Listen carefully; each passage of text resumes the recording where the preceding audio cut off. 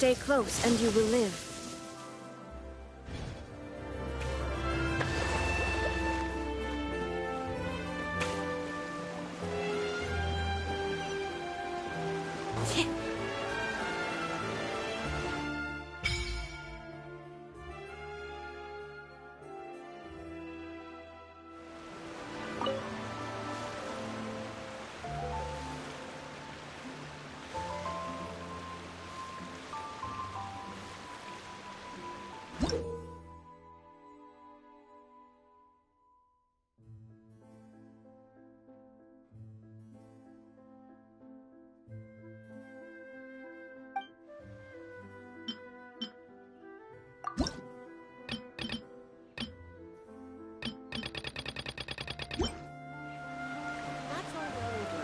But I just want our child to grow up safe and sound.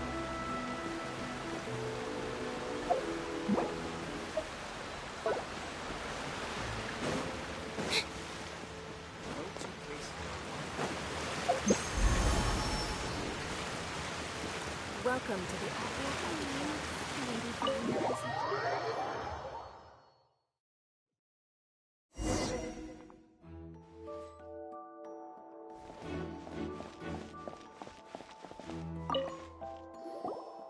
Sorry, but no one can freely enter or exit the Opera House at the moment. If you wish to leave, you must register your identity with us first. No, we're not leaving. We're representing Linny and Lynette as attorneys, so we're investigating the case. Were you always guarding this entrance? Yes, after the Chief Justice gave the order, everyone coming in or out must undergo a strict inspection. So, the missing girl couldn't have left from here, at least not from that point on. I doubt there was much opportunity then, either. How can you be so sure, Well, because I was in charge of security near the entrance at that time. I couldn't see Linny's performance from here, which was quite a shame. Just my luck. But still, I did not abandon my post, and I stayed put no matter how loud the applause was. If someone had so much as even approached the door, I would have noticed it, let alone if they had tried to leave. We Melazines are good at that sort of thing, you know. So, it's safe to say the girl couldn't have left through here. Alright, thank you for your help. This'll be useful info.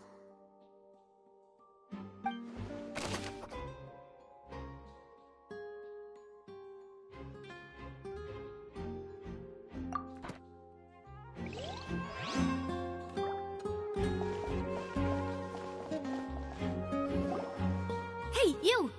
Yes, both of you! Over here! I've been keeping an eye on you for a while now. Huh? You mean us? That's right. If I'm not mistaken, you're also among those who wish to cut down the thorns and pursue the truth. No? And by the looks of it, you're not from Fontaine. Well, you're right on the moor about that one, but who are you? Have you never heard of the Spina di Rosula? From mediating disputes and providing protection to solving conundrums, you name it, Spina di Rosula does it.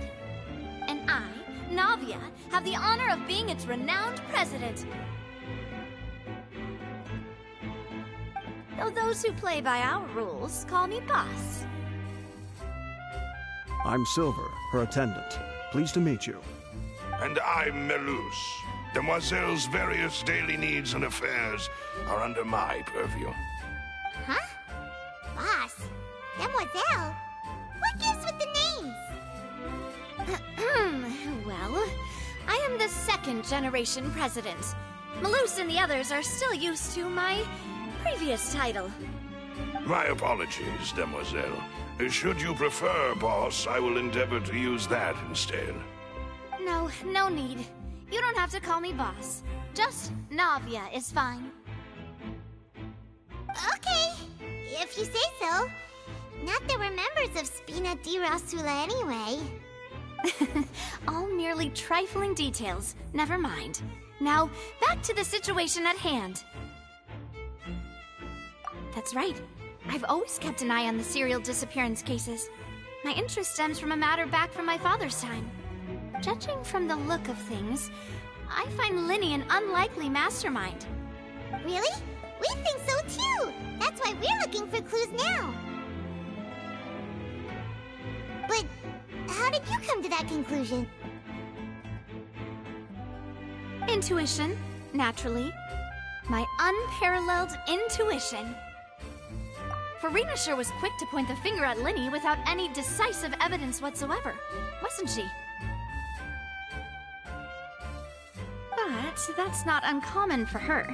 If you remember, the Justice had to interrupt her and ask if she was pressing charges just to keep her from getting carried away. Anyway, a trial begins the moment someone levels charges. And, of course, there was no way Farina was going to back down in that situation. Sounds more like you just don't trust the Hydro Archon. Well, what's your opinion? I must admit that she can be interesting at times, but liking her doesn't mean that I'll blindly agree with her. All right, I've answered your question. Now, it's time you answer mine.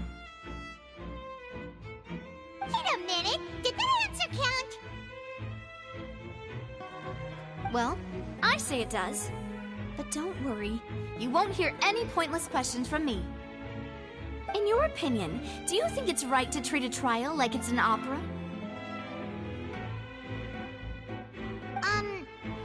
Well? And why would that be?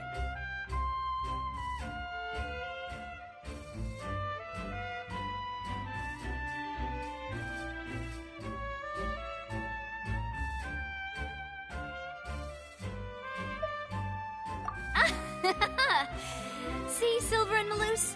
I told you they'd be different. Most astute of you, demoiselle. I too think that the Traveler's response was most excellent. No matter how wonderful the script or how fervent the audience's expectations may be, the trials that go on stage here must be based in fact. And if that can be done, boss, then... All right, that's quite enough, Maloose. Anyway, I like your answer. You pass with flying colors. Now, I need to make some preparations, following which our joint investigation shall commence. You two shall be my assistants. Wait! Since when did we become assistants? Oh, well, I can be the assistant, sure. Or your companion, if you like. I'm really not that fussy. That's more like it.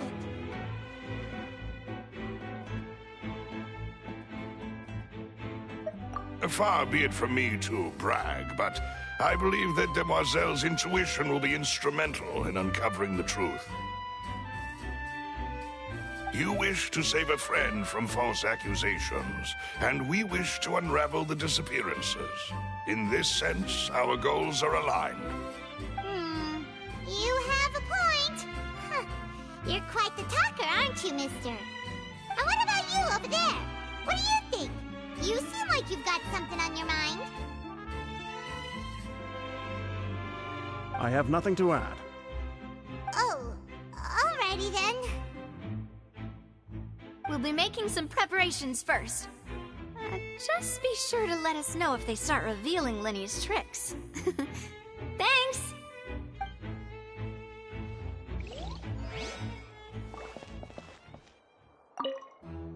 Speaking of that, I think magic shows would be very popular in Poisson. I could see that. Maybe I should try to learn some magic. If I could make things disappear, cleaning my room would be a cinch. You need not worry about such things, demoiselle. That falls under my duties. Oh, right.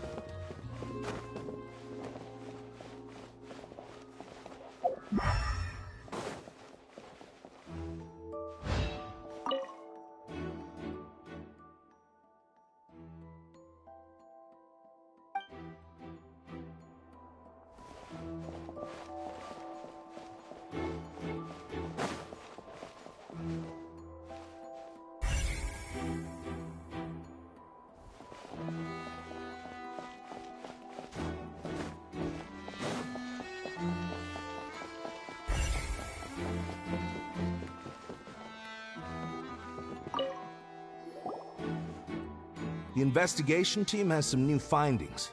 Turns out there's an issue with the random number selector after all. See, I told you. What if the machine picked some big guy's seat? You think the murderer would have still made his move then?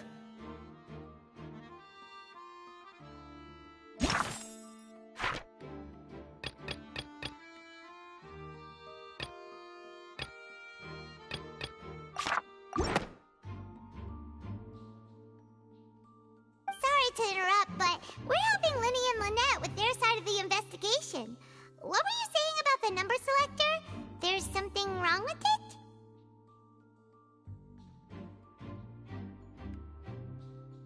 You're trying to help them? That'll be a tall order. Linny used the machine to pick a random member of the audience during his performance, right? The lucky girl that later disappeared. Well, we thought there might be a serious problem with the machine, so we had it taken away for further inspection. It turns out that the seat number it picked wasn't random at all. The machine picks that same number every time. I'm sure you already know that you have to make a reservation in advance to get a seat, regardless of whether it's a trial or some performance. In other words, Linny knew who would be sitting where from the very beginning. That much checks out. Linny reserved our seats for us, too. Bet you see why I was saying it'd be tough to make a case for Linny. Even though it's bad for Linny's case, Paimon had better write it down.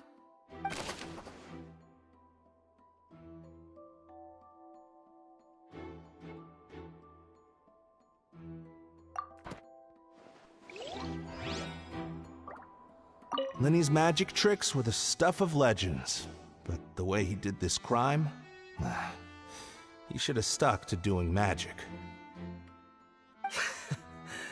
Look, doing magic tricks is one thing. Pulling off crime is something else entirely. Maybe he was just too full of himself.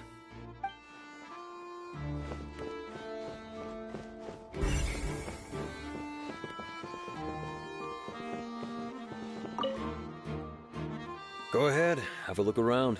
In the end, we're both after the truth.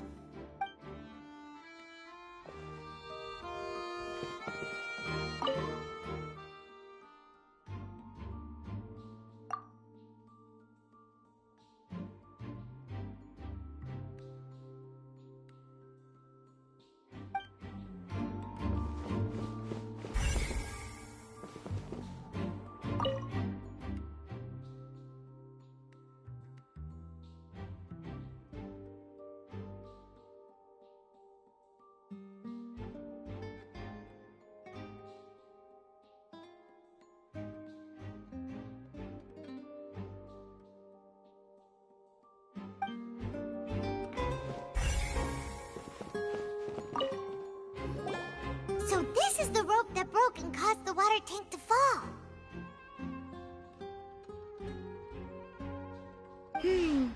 The rope looks pretty durable. How can it be burned through so quickly by fireworks?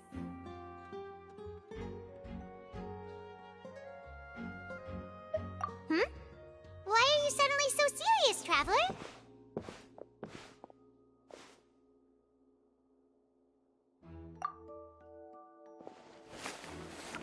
Whoa! Look! This bit is made from different material! Most of it was burned away, but there's still a little bit of it left. Huh. So if a rope meant to hold something was made with that kind of material in it, then that means... Wait! Why don't you write all this down? Let's take notes!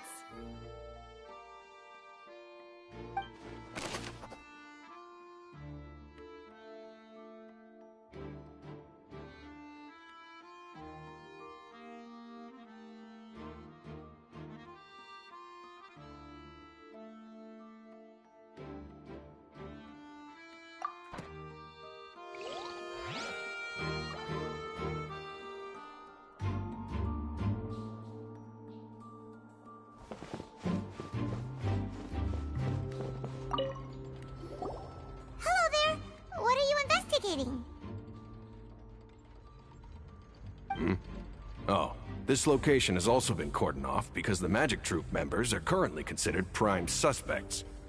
The investigation team is still collecting evidence.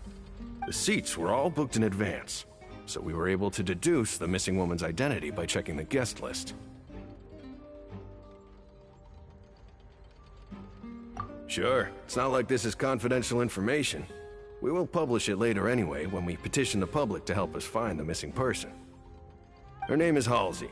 She's a painter from Fontaine who's made a bit of a name for herself. Apparently, she wasn't a regular at the Opera House, but she'd been feeling some pressure with her work lately, which made her decide to come see the magic show. The Magic Troop members all claim not to know her. We have looked into her social connections. It seems that she has no personal grievances or conflicts of interest with the suspects. Simply put, she wasn't related to the Magic Troop at all, which matches the features of the previous serial disappearances. Were the victims of previous cases also chosen at random? That's how it seems to us, in any case. Apart from the fact that they were all young women of around the same age range, there really weren't any other connections between them. Okay then.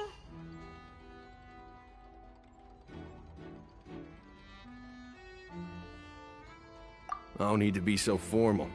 If you do happen to see the missing girl, please be sure to contact us. It is of utmost importance that we get to the bottom of these disappearances.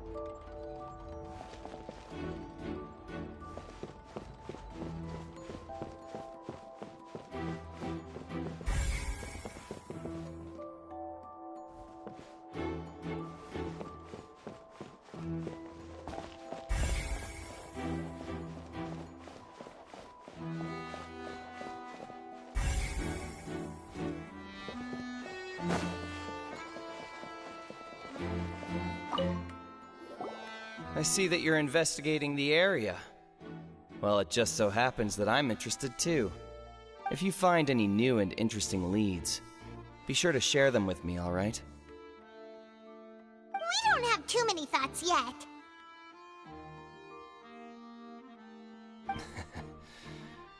Then why don't I tell you my hypothesis first?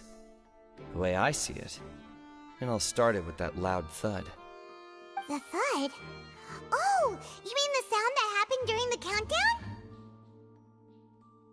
Yes, exactly. It wasn't terribly loud, but I suspect that most people heard it.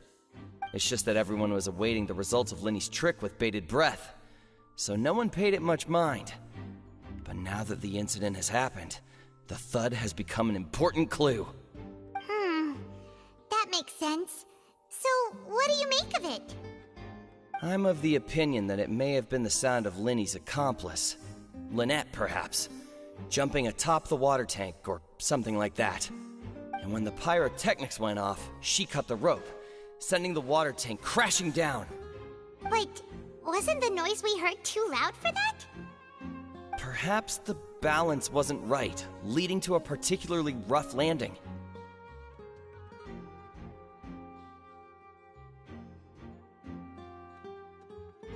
Well, that's true.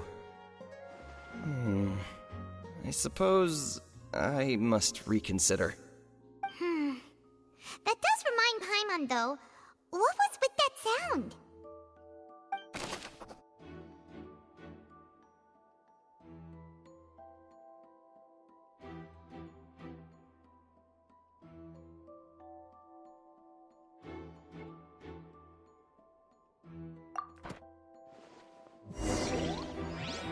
We've checked everything of note here at the performance venue. Paimon wonders how Linny's discussion with the guards is going. Let's go see, shall we? Ooh, things are getting interesting, huh? We're about to see how magic is made.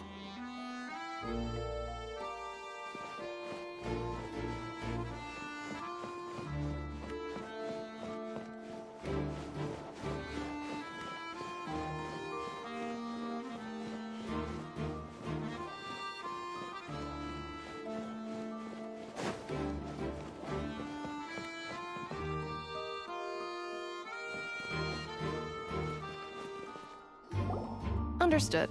Then I will be going with you. Just so you're aware, I will be monitoring your actions and making notes as necessary. Very good. Thanks for being so agreeable. I'd pull a rose out of my hat as a gift for you if I could.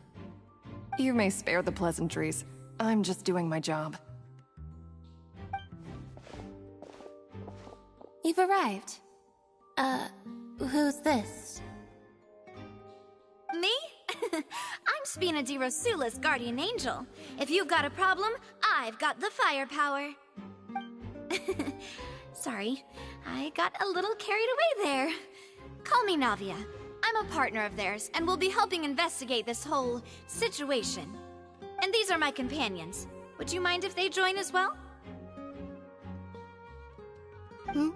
Fine by me. Oh, new helpers? I would be most grateful. Well, let's just say we're tagging along. It's not every day you get to see the secrets behind magic performed on such a large scale. I appreciate your kind interest. Come with me. We'll be heading below stage.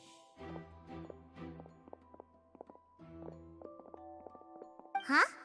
Below stage? Yes, a world of secrets is hidden beneath this magic box, prepared specifically for this switcheroo trick. But before I reveal everything, you should have a look first. Notice anything strange here?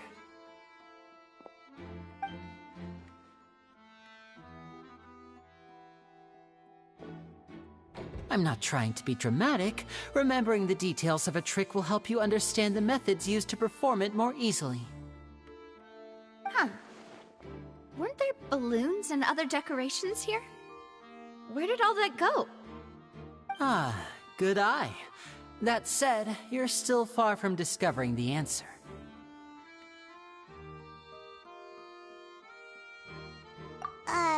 The back? You mean the inside of the door? What's different about it? Paimon didn't notice anything. Very good indeed. I thought you might not be able to catch that, given that you were sitting in the first row. The back of this door was patterned. Those patterns are now gone, replaced by a smooth wooden board. So, if you put 2 and 2 together, what do you get? Exactly. All right, let's go. I'll tell you how it works as we head down.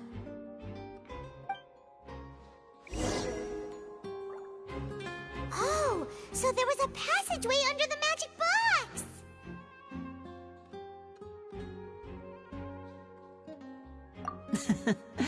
I knew you'd figure out most of it as soon as you saw this place. The 2 magic boxes are positioned right above the 2 entrances of the tunnel. See this flatbed trolley? The box with the lucky audience member in it would be shuttled over to the other side using the trolley. This trolley can raise and lower and even rotate, ensuring that the box will face in the right direction. I see. So that's the purpose of the box inside another box. Precisely. The inner box would descend after the audience member was put inside and be moved along the trolley. all while the outer box would remain on stage as if nothing had ever changed. So that's how you did it! Once the box was lowered, the trolley would store some energy through this device here, with which it would complete the rest of the steps. The audience member would only be able to feel some slight movements in the dark, and by the time she walked out, she would already be back on stage.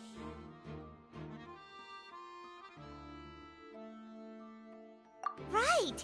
You were talking that whole time, and you even came out for a moment near the end! Ah, yes. A phonograph operated by Lynette was used to achieve that effect. My assistant and I had already scripted our conversation beforehand. When the countdown began, I had already gone to the opposite box via a tunnel using that ladder. And what about Lynette? Where was she? I was in the mezzanine space in the back of the box. Oh, interesting! That's how we were able to coordinate Linny's lines with the assistant. And, by the way, I was the one who walked out of the box at the end. I mean, we are twins. All it takes is a change of clothes and no one can tell who's who. And that's my favorite part of this trick. Only Lynette and I can perform it. So that's how it all worked! Wow! Every detail you revealed was more amazing than the last!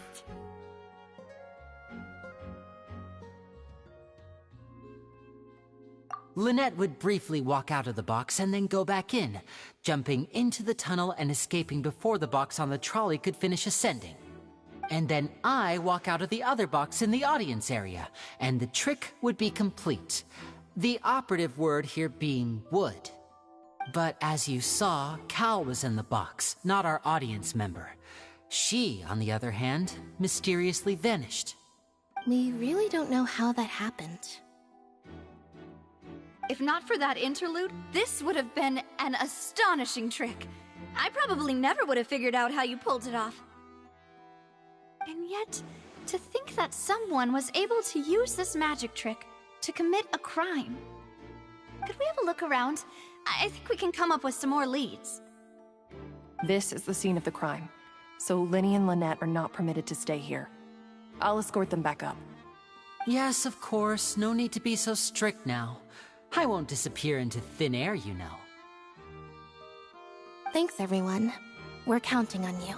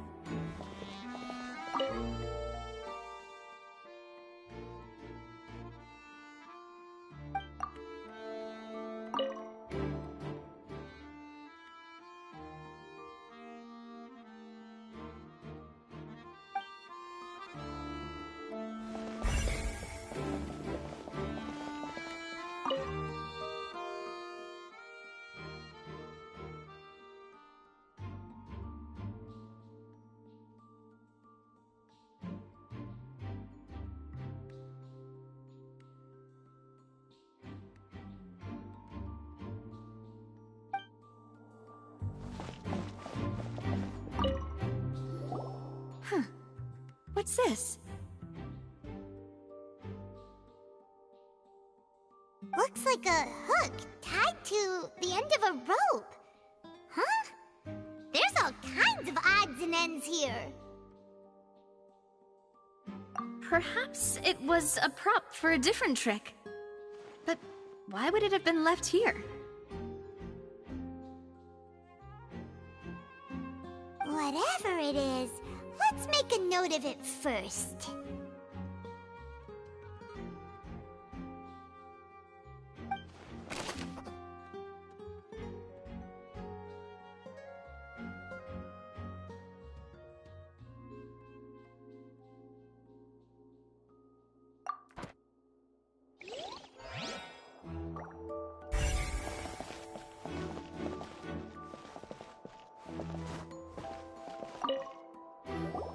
The floor is wet. Please be careful not to slip. Speaking of which, why would there be water here? Oh, Paimon knows! It's one of those tricks where you pour water into a jug and then flip the jug over only for the water to disappear?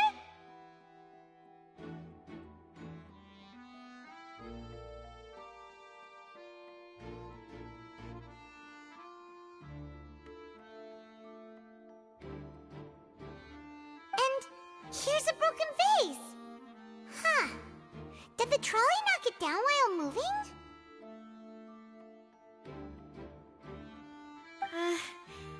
That can't be. The trolley moves along tracks from start to finish. It couldn't have hit the vase at this distance. Let's note this down too and think about it later.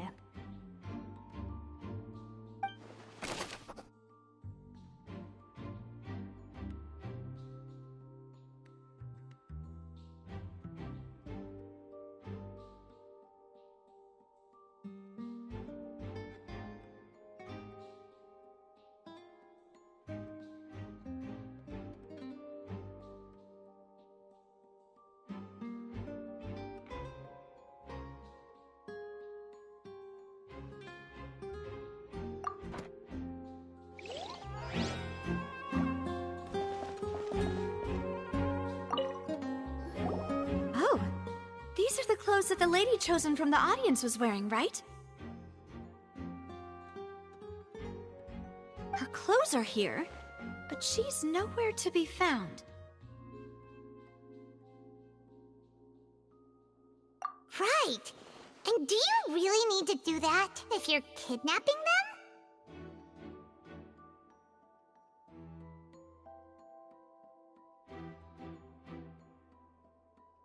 Ugh, this is so confusing. Paimon doesn't want to be a detective anymore.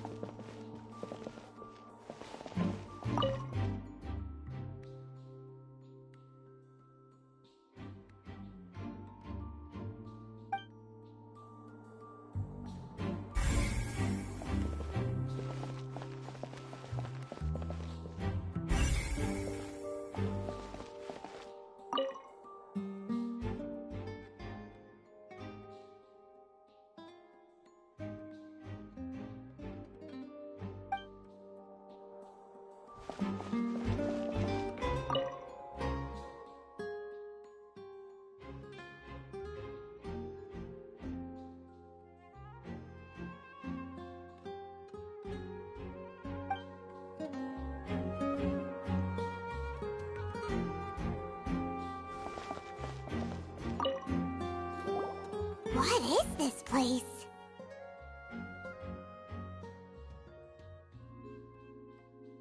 It seems someone could fit through here. Huh. Could this have been the suspect's escape route? Alone, perhaps. But if they had to pull another person with them, the space would be too narrow. But there are no other ways in or out of here.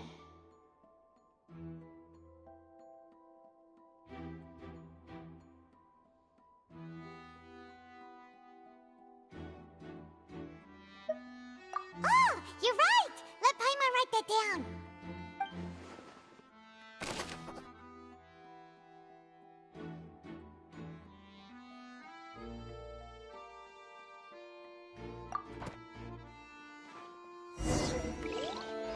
Seems we're just about done investigating down here.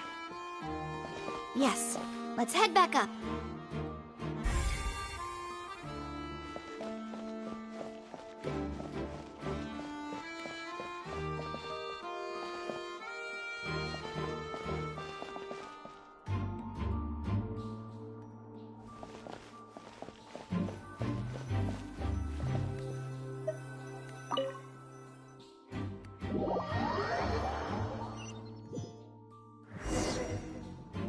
Well, we've ascertained the state of the crime scene. Let's find a place to sort out our findings once Malus returns. It seems to me that there are several things that don't add up here. Apologies for the wait, demoiselle. So, what did the guards say? Did the criminal escape through the vent? They believe the odds of that are very low, since the vent leads to the Opera House's basement. The guards have checked the area carefully. No one left through the basement during the performance or after the incident, and no one was found hiding there. So the tunnels become like a secret chamber then! You know, like the kind you usually see in novels! The plot thickens. Halsey's disappearance and Cowell's death are both quite inexplicable. No wonder Farina was so confident in her accusation. All the current evidence points toward Linny and Lynette. In other words, the charges are very likely to be upheld unless we make some considerable progress. Charges and then trial. So if the charges are upheld, they'll announce a sentence? That's right. This is how a trial goes in the Opera House. During the proceedings, the Chief Justice and the Oratrice will hear statements from both sides. That's right. This is how indemnitium is produced. The statements from both sides, the defenses from attorneys, witness testimonies, and even the audience's emotions will all be projected on the Oratrice. To put it simply, it's as if the Oratrice has its own will, and is a judge in its own right. This also precludes any kind of favoritism on the part of the Chief Justice. Not that this has ever happened anyway. Once both sides have finished speaking, the Chief Justice will make his final decision. This, too, will be used by the Oratrice as a reference. Then, finally, the Oratrice will be consulted by officials. The result it returns is the will of justice itself. Huh? So that machine is the one that actually decides? Paimon thought Neverlet called the shots. In practice, there is very little difference. Both have always come to the same judgment, which is why people have great faith in the Chief Justice. Ah, yes, the guards also asked me to convey that none of us will be allowed to leave this place before the trial. Huh? Why? Because we've chosen to act as the twins' proxies. That makes us persons related to the case. They're concerned that we might be colluding with outside parties, or that we might find outside help to disrupt the case. And even if that were not so, it could prove problematic if we happen to spread key information about the case ahead of time. I'm ready to break out at any time. Whoa, whoa! There's no need for that! Paimon thinks they have a point. That said, are they providing food? Of course. I just hope you don't mind the lack of options. I'm afraid that catering to all tastes is not in the cards, nor is any guarantee of balanced nutrition. In that case, let's just sort out our findings together here. Pity. I was hoping to take you to try some of Fontaine's famous desserts, too. I mean, what better way to properly think through our findings than over some tea and sweets? Huh. Breaking out suddenly doesn't seem like such a bad idea after all. Just kidding, just kidding. Paimon will still do her best, even if there are no snacks. What do you mean, no snacks? Of course we'll have snacks. If we cannot buy some, then we'll simply make some. Huh? Here? But how? Understood, Demoiselle. Everyone, please come with me.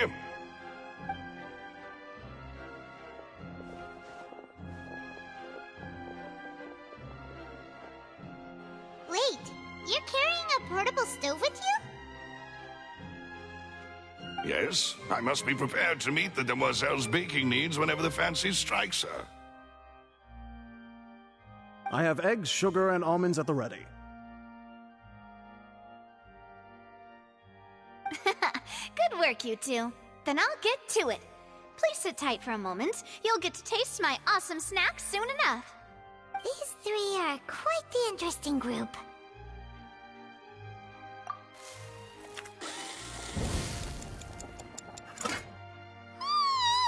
And Paimon thought it smelled good while it was still in the oven!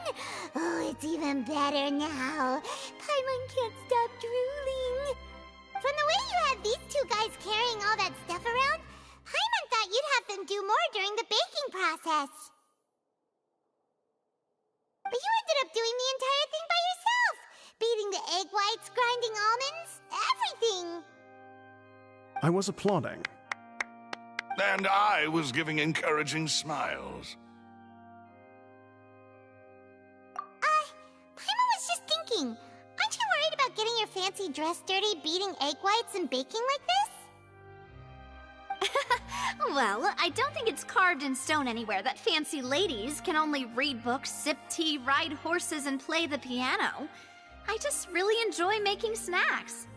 Don't underestimate beating egg whites, by the way. It's a real arm workout. You also need to beat them to just the right consistency, or your macarons will crack. Anyway, give these a try, fresh out of the oven. There's 3 for each of us. Only 3? Well, eating too many sweet treats might send all that sugar to your head. You wouldn't be able to think clearly about the case on a sugar rush, would you? Tea is ready to be served as well. This is Demoiselle's favorite, strong black tea with a floral fragrance that clears the mind and lifts the spirit. No need for concern. I'm merely doing as I should.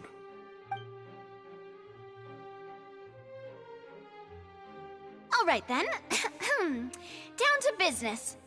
As Paimon mentioned previously, the tunnel seems to be something of a secret chamber. However, we can assume that Lyney and Lynette were not alone within it. Some criminal also occupied its sealed confines.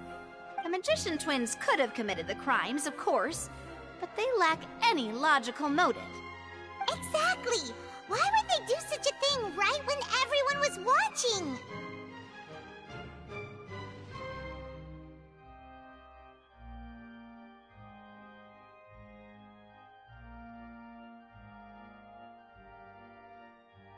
The flower vase and the thud we heard during the performance could indicate some altercation between Halsey and the criminal in the tunnel, resulting in the shattering of the vase, the discarding of her clothes, and her abduction. Perhaps the criminal thought that since she was chosen from the crowd, she would be too easy to identify if she was still wearing the same clothes. Paimon thinks that makes sense, but the real trouble is...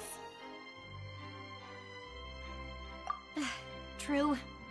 None of the clues we found thus far support the existence of this third person. But the only people left to consider are both technically victims, whether it's the missing girl, Halsey, or poor Cowell. Huh. Could Halsey have secretly made modifications to the magic props in order to murder Cowl before making her escape? That's right. And even if she had tampered with the setup, she would need to understand the entire trick to pull it off. Nor does she have any motive. The guards said that she has never had any dealings with the Magic Troop's members. Were we not thorough enough in our search? From the sound of things, this is turning into an impossible case.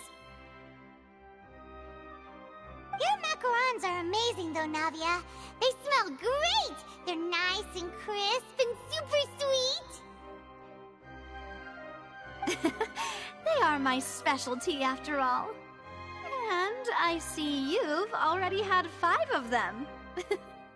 What? 5? Oh, that can't be right. Paimon only counted 3, honest! Please don't worry about it. At my age, a few less sweets might actually be a good thing. No. Being greedy is one thing, but Paimon knows how to count. Besides, Paimon knows that if she ate too many, then others wouldn't have enough.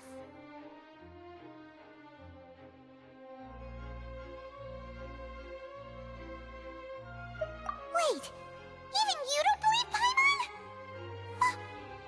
How could you? If Paimon ate those 2 extra macarons, then may they turn into stone in her stomach! All right, we get it. Well, I suppose one of us might have gotten too engrossed in our chat and eaten them by mistake. No big deal. Malus, set up the stove again if you would. Huh? What are you doing? Making sure everyone gets 3 macarons, of course. Exactly. We don't want to trouble you. As you wish, demoiselle. And I have the egg, sugar, and almonds. Well, this really is your hobby, huh?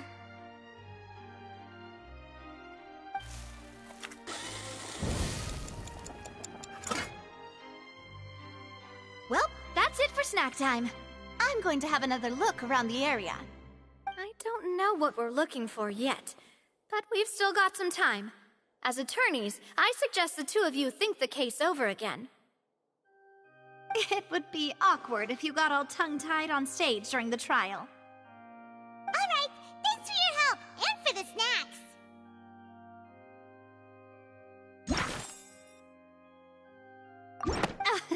It was nothing. A small task for the Spina di Rosula. Silver, Malus, it's time to go. I'll be back if I find anything new.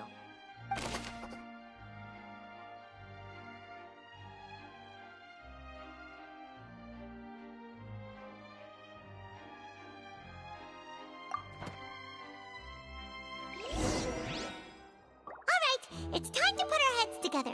We've got to get our defense ready for the trial. Oh, it's probably gonna be a long and difficult case. There's no point in worrying about that now. We just need to prepare. Here, take Paimon's notes. They should help you review the situation.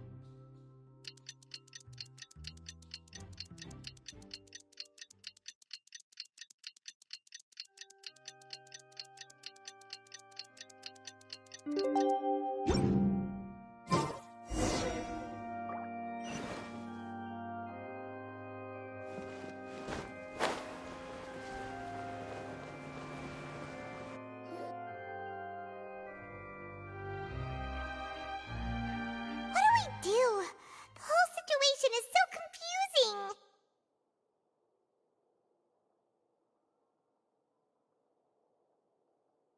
Good plan. Impossible things don't just happen. We'll get to the truth one way or another. Just relax. Even if everyone else suspects Lenny and Lynette, at least we will be supporting them from the stands. Besides, I doubt Farina understands any more about what happened than we do. Thanks, Navia. Well, we'll be going then. Best of luck to you.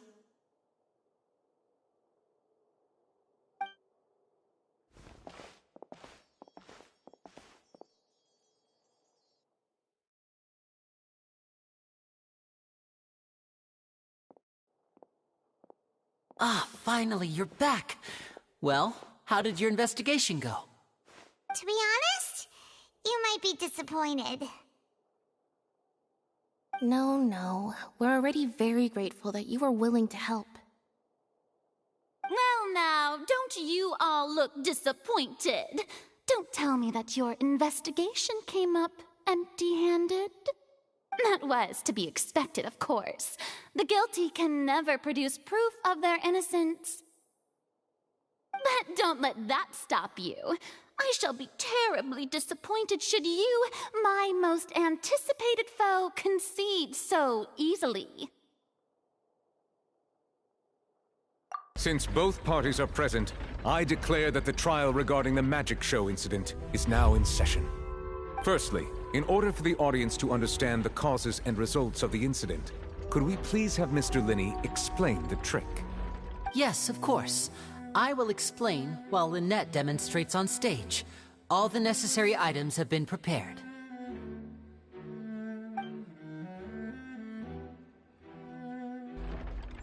Thank you, Mr. Linney. In that case, I take your statement to be that you ran to and remained hidden within the magic box in the audience stands once the trick began, and thus could not have committed the crime. Is this correct? Yes, that's correct, Your Honor. In that case, I call upon the prosecution. Lady Farina, do you wish to refute his statement in any way? Why, of course I do. Allow me to take the first shot and break this case wide open. Mr. Linney is clearly lying. There is no way you could have been in the box the whole time if you were to abduct Halsey and murder Cowell. In fact, I'd say you were hardly in that tunnel at all. That is simply your hypothesis based on the presumption that I'm guilty. Oh, is that so? And if I may ask, what did you hear while you were inside your box? The roaring countdown of the crowd, of course. That's how I kept track of the time and built anticipation for the finale. And you didn't hear anything else at all? Nothing that might leave an impression of any kind? No, nothing. I see. But when the count reached 30 seconds or so, there was a thud. One so loud that I believe practically everyone heard it. Huh? Hey, hang on. Something's not right here.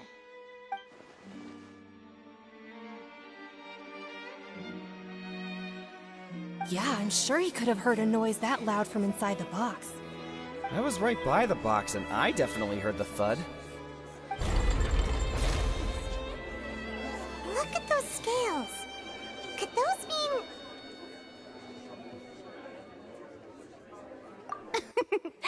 Well then, ladies and gentlemen, allow me to use the words of the magician himself. You never know what can happen in the blink of an eye. Indeed, it seems his alibi can also collapse in the blink of an eye. Of course, I have armed myself to do far more than smash your alibi. Confidence cannot go unfounded, and my foundations are rock solid. Tell me, aren't you and Lynette actually from the House of the Hearth? The House of the Hearth?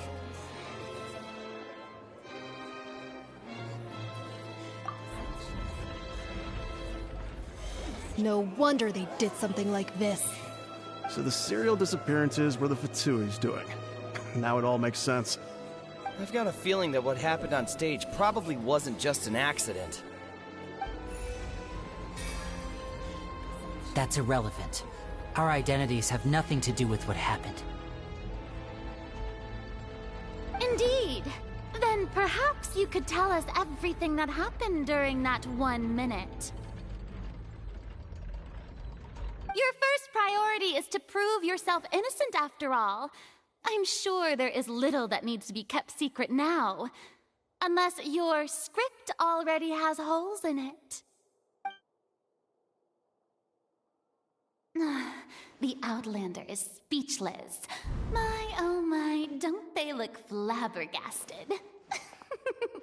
Now comes the infighting and discord, I suppose. This was almost too easy. Good thing I made all those preparations. Seems the all-nighter I pulled last night is really paying off. Hey, Linny! Why didn't you tell us this before?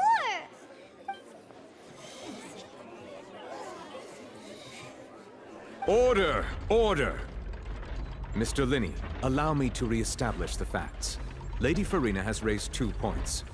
First, when the thud was heard in the Opera House, you were neither in the box nor the tunnel. Second, you and Ms. Lynette are both members of the House of the Hearth. Are these claims true?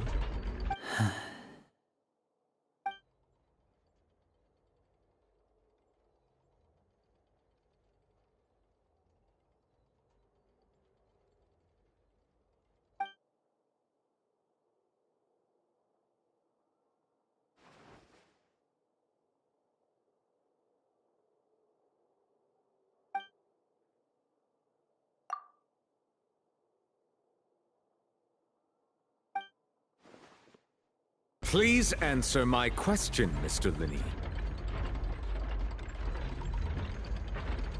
I'm sorry. Yes, they're true, Your Honor.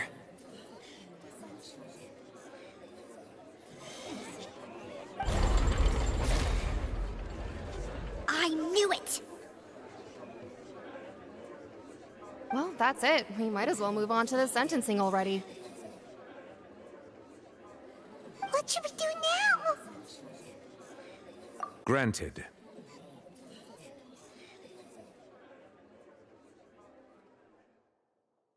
In that case, what is your request? Is that really necessary? They're already as good as guilty. The defendant deceived their own attorneys. What is there left to discuss? Order! Order, I say! Your request is reasonable, and we shall adjourn. This trial will reconvene in 1 hour. So you would stick to Mr. Linney's defense even after knowing what you do now? You certainly have more professionalism than I thought. In that case, my dear audience, let's allow the joy of victory to steep for a little while longer.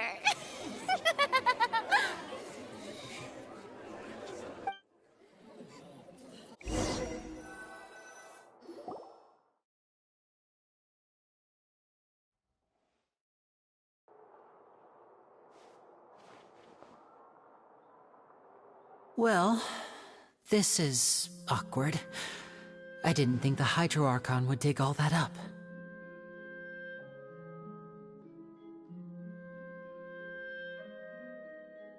I'm sorry, Traveler and Paimon. Yeah, sorry. Paimon doesn't know where to start. We trusted you two. We based our entire reasoning on the assumption that you weren't bad guys.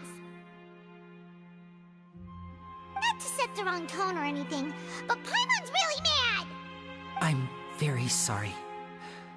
I know you're angry, and reasonably so, but please, let me explain. I know you've clashed with the Fatui several times before. I wouldn't be surprised if just Hearing the word is enough to make you upset. But our organization is very, very large, and the Harbingers have very different personalities and goals. Right now, we want to save people. As many as we can. That's right. I'm sure we're on the same page when it comes to this nation and the disaster that its people might face.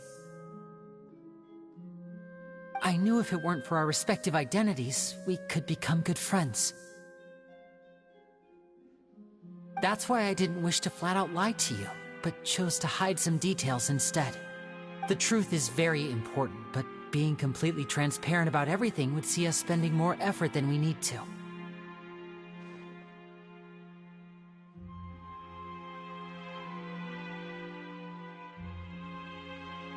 Right.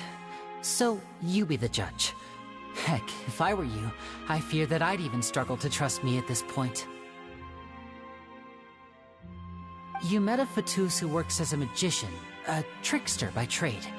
All by coincidence, too. But still, I'm asking you to trust me. I am no criminal. At least, not in this case. Sorry. Please forgive us. Well, you both say that, but...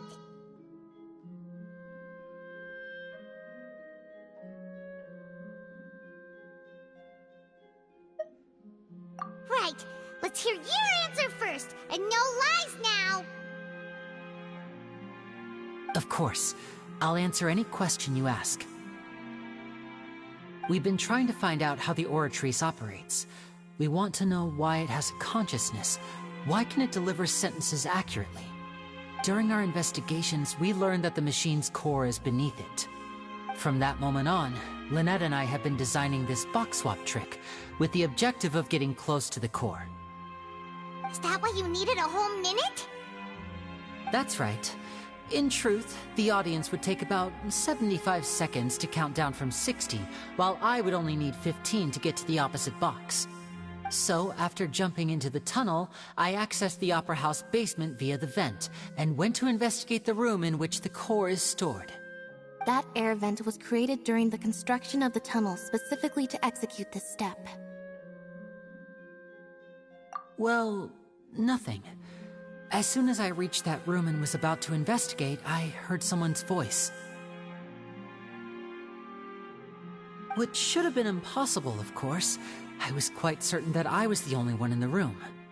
That voice seemed to recognize me and tried to speak to me. I chose to err on the side of caution and retreated the way I came. On the way back, I saw the broken vase and the clothes on the ground, but the countdown was almost finished, so there wasn't time to give it any thought. After that, the homicide occurred just as you saw.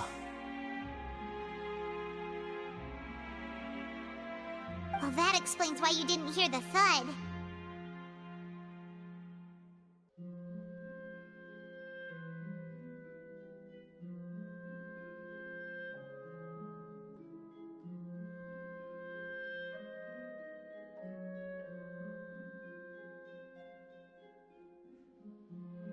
Because of that prophecy I told you about, of course. We must know all we can about this nation's secrets in order to deal with that prophesized crisis. That's the only way we can save everyone. So, there you have it. The whole truth. I swear, I didn't hide anything from you this time. It was never my wish to proceed under this cloud of mistrust either. But, like I said earlier, you can be the judge. If you want to leave because you don't trust the Fatui, there's nothing I can do to stop you. Well, Traveler, you decide. Paimon will follow your lead however you choose.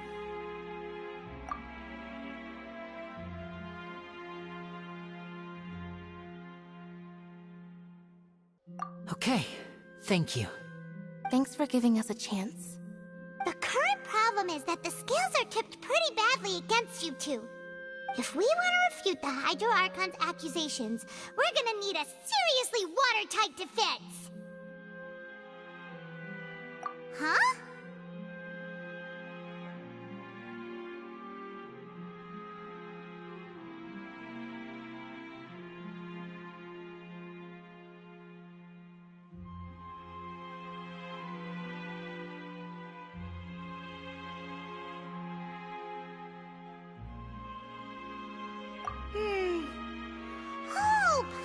think she gets what you mean?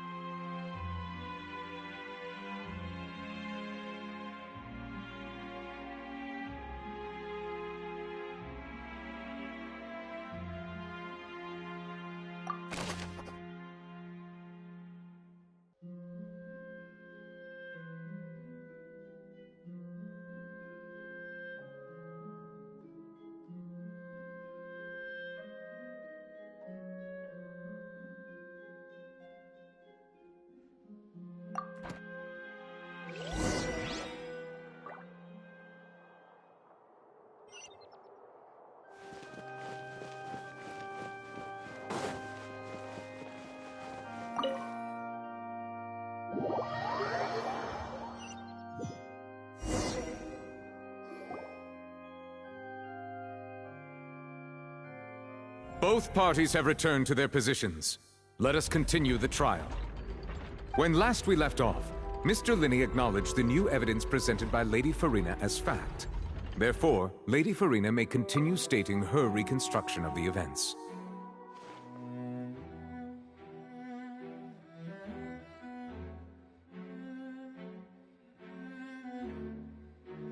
Ugh, that took long enough. Now then, if everyone would lend me their attention. At this stage, let's revisit that scene from Linney's perspective.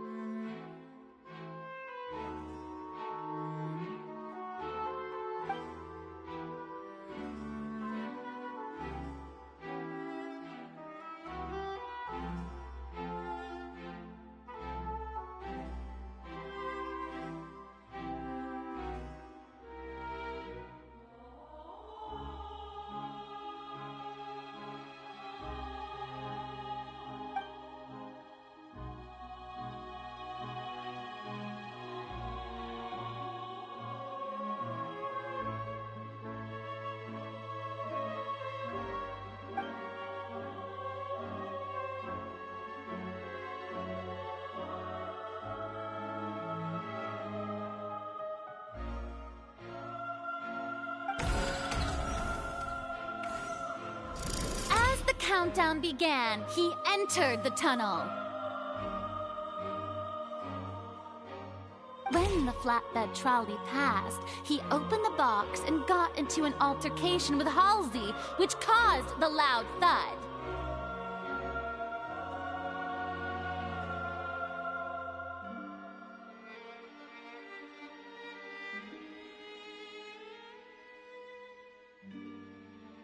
He did not realize that this sound could be heard by everyone in the opera house, which is why he claimed earlier that he could not hear the sound. Finally, he used the vase to knock her out, before making her change clothes to prevent others from recognizing her.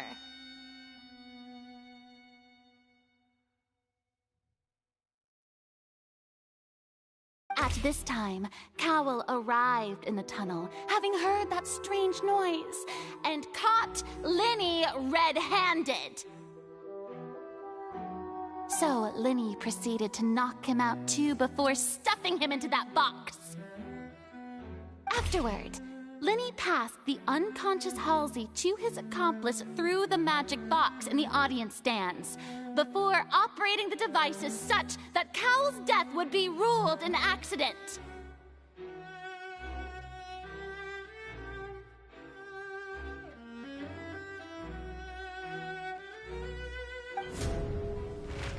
And there you have it. That's the truth behind what happened. Does the defendant's side have any objections to Lady Farina's description of the events? The key to refuting Lady Farina is the order of events. What Linney experienced and what he saw.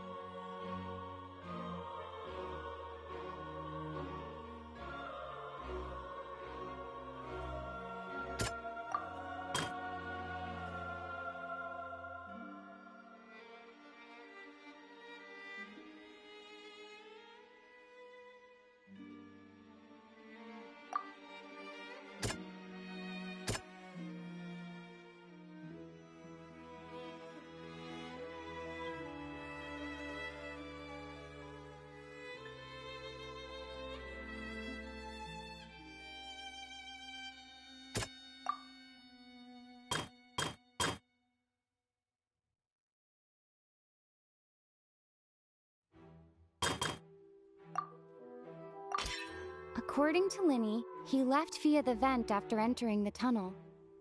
He couldn't have had that altercation with Halsey.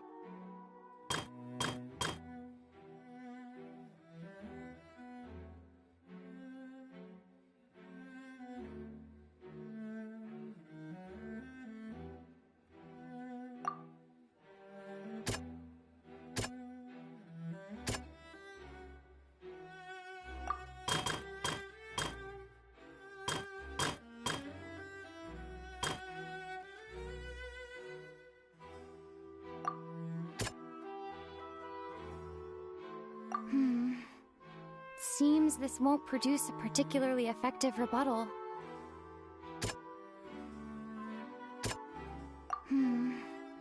Seems that...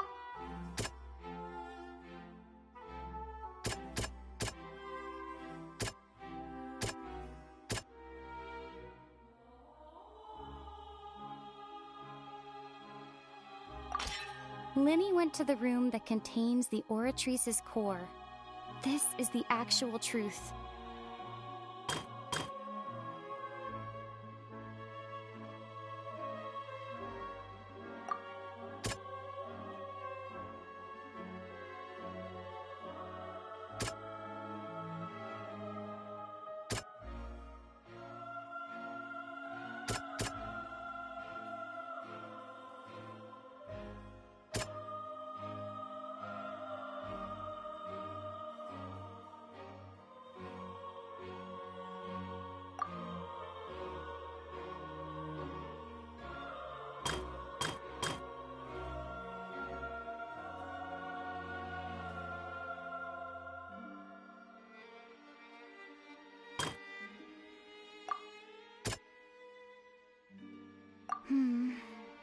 Seems this...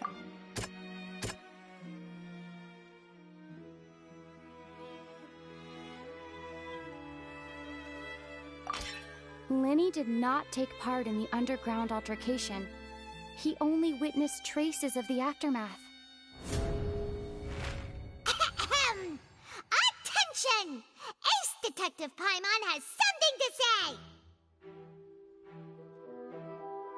When the countdown started, Linny did indeed go into the tunnel. But he immediately used a vent to access the Opera House basement, which is where the underground core of the Oratrice is stored. Once he reached that area, he heard a voice in what should have been an empty room. Since he felt something was amiss, he returned immediately.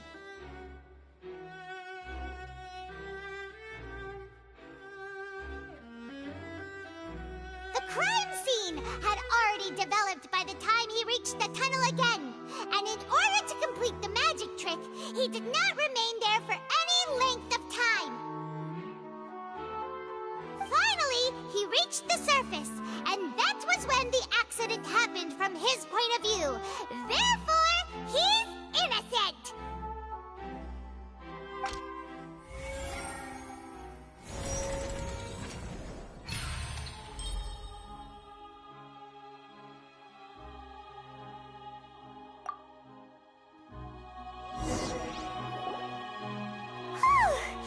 Paimon did it! Paimon actually managed to say all that! Wasn't it awesome? In other words, you believe that he knew nothing of the incident? That's right!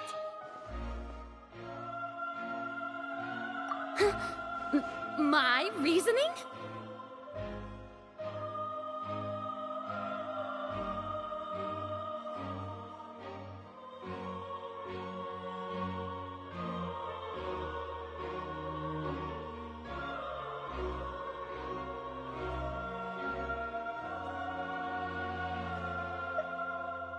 If that's the case, then if Cowell hadn't entered the tunnel, who was the entire setup meant to kill?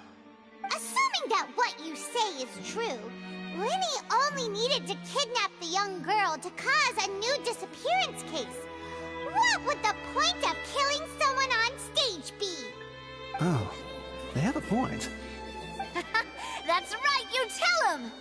And that's why they're partners of mine. They've managed to turn things around. Oh, well, your denial is very strident, I'll give you that. But what proof do you have to back your claims?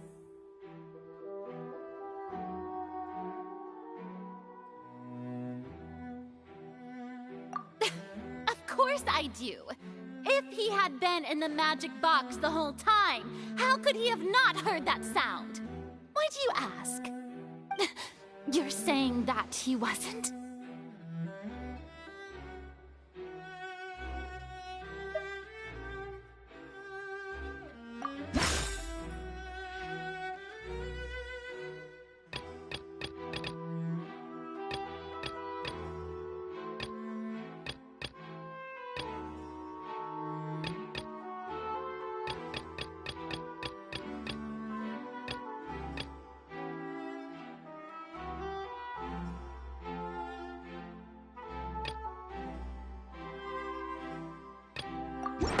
That's right! Lenny wasn't in the box or in the tunnel. That's why he didn't hear anything strange during the performance. This means that when the crime happened, Lenny had already entered the basement via the vent. The same clue you used to disprove his alibi has now become the best proof! Ha ha! How do you like that? Well played. To think you'd use such logic. Well then, if it wasn't Lenny who committed the crimes, then who was it?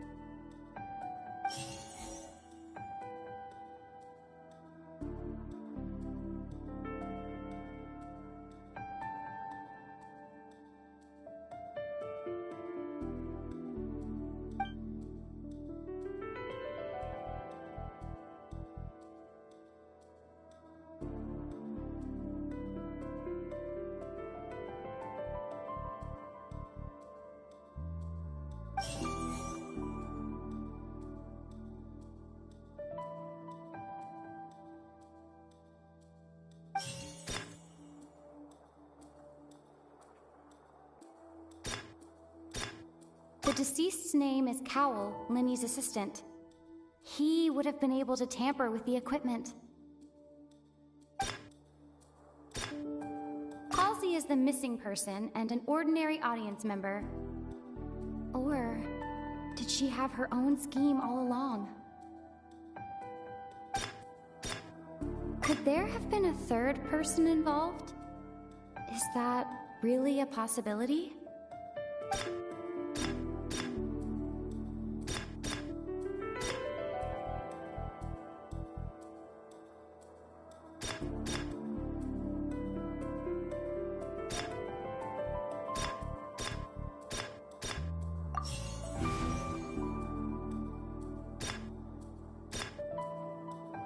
Halsey is the missing person and an ordinary audience member.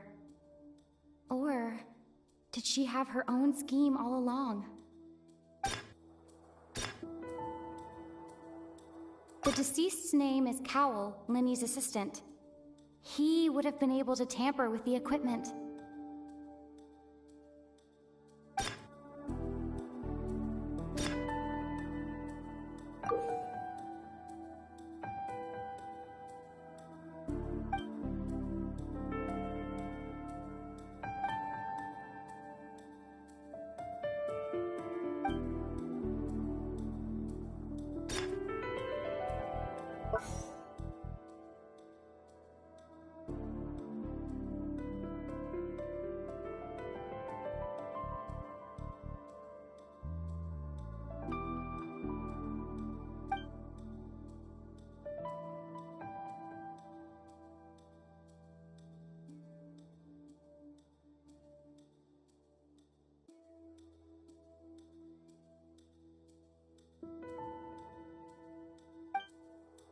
Huh?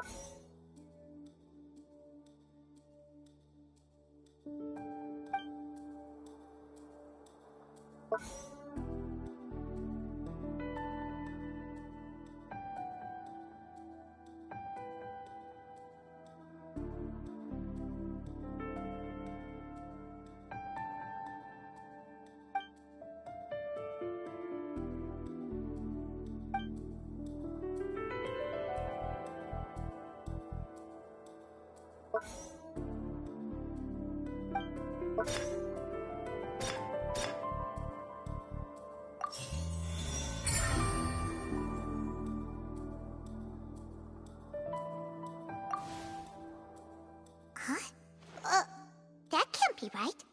Are you serious? The killer was, in fact, Cowl, the deceased!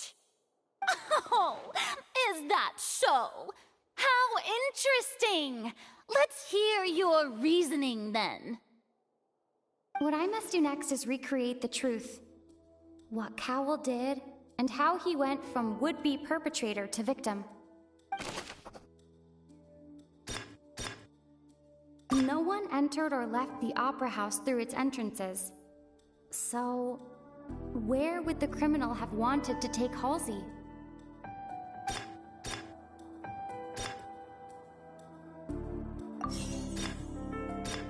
The deceased's name is Cowl, Linny's assistant. He would have been able to tamper with the equipment. No one entered or left the Opera House through its entrances. So...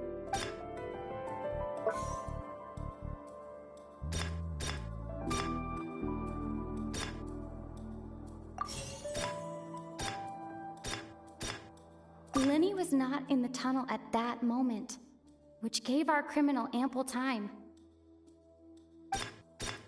The sound we heard may have come from a clash between the missing Halsey and the criminal.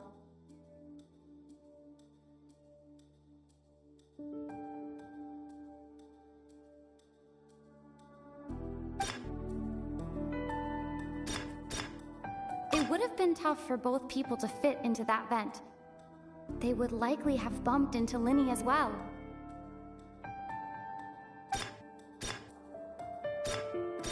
Halsey's clothing was in the tunnel. So, there must have been some fear that she would attract attention.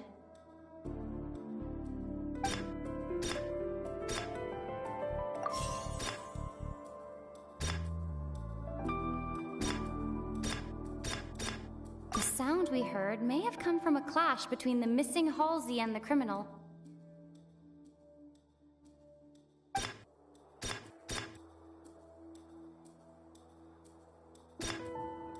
It would have been tough for both people to fit into that vent.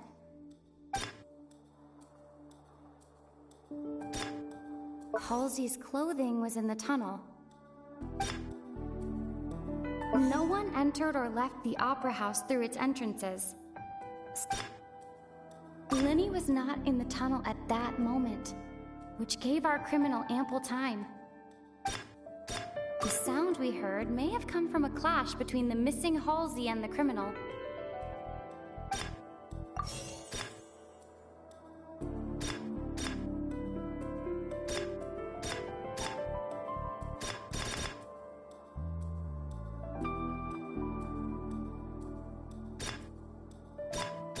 Linny was not in the tunnel at that moment, which gave our criminal ample time.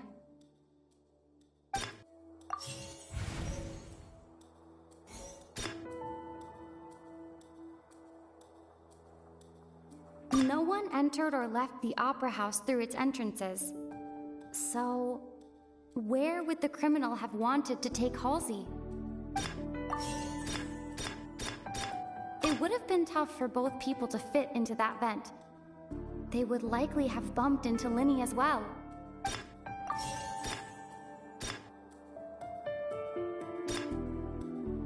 Halsey's clothing was in the tunnel. So, there must have been some fear that she would attract attention.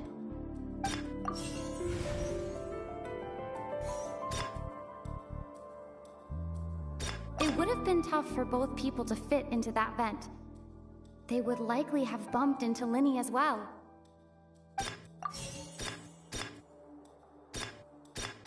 Linny was not in the tunnel at that moment, which gave our criminal ample time. The sound we heard may have come from a clash between the missing Halsey and the criminal. No one entered or left the Opera House through its entrances.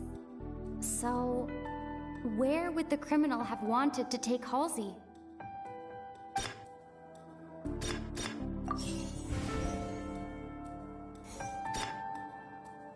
Halsey's clothing was in the tunnel.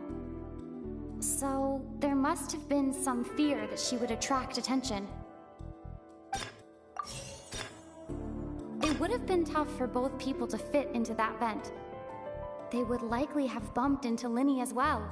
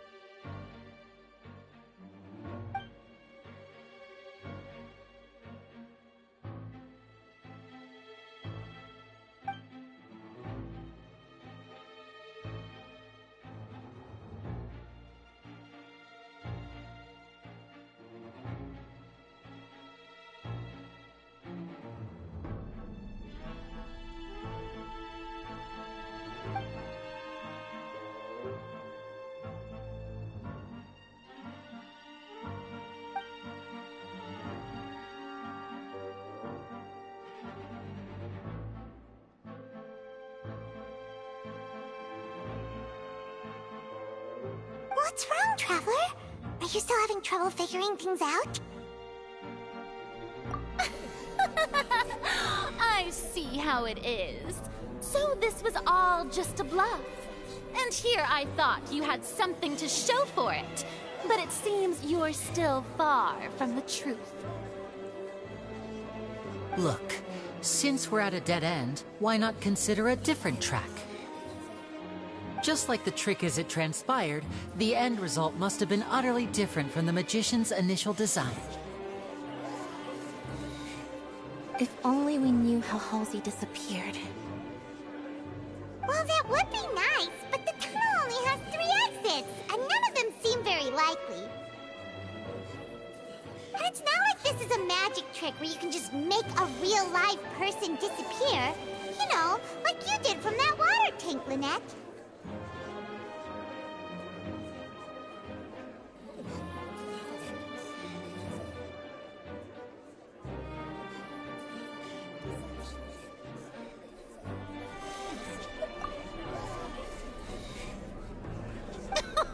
Excuse my interruption, dear opponents, but do you not see that the crowd is growing impatient?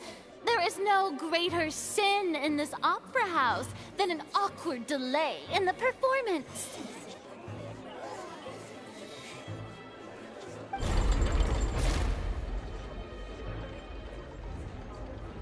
If the defense is unable to make further effective arguments, we will move on to the next stage of the trial.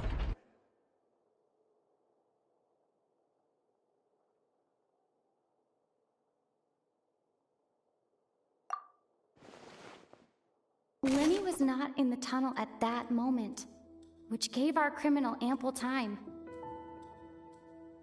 The sound we heard may have come from a clash between the missing Halsey and the criminal. The deceased's name is Cowell, Linny's assistant. He would have been able to tamper with the equipment.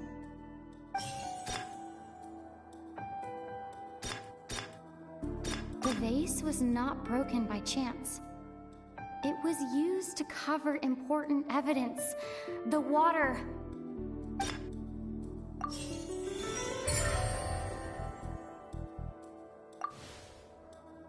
Oh, Paimon gets it!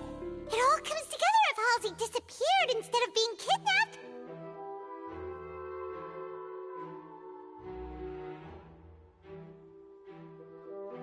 Lynette escaped from the water tank, vanishing gradually and leaving only clothes behind. If there's a similar method where a person could be transformed into water...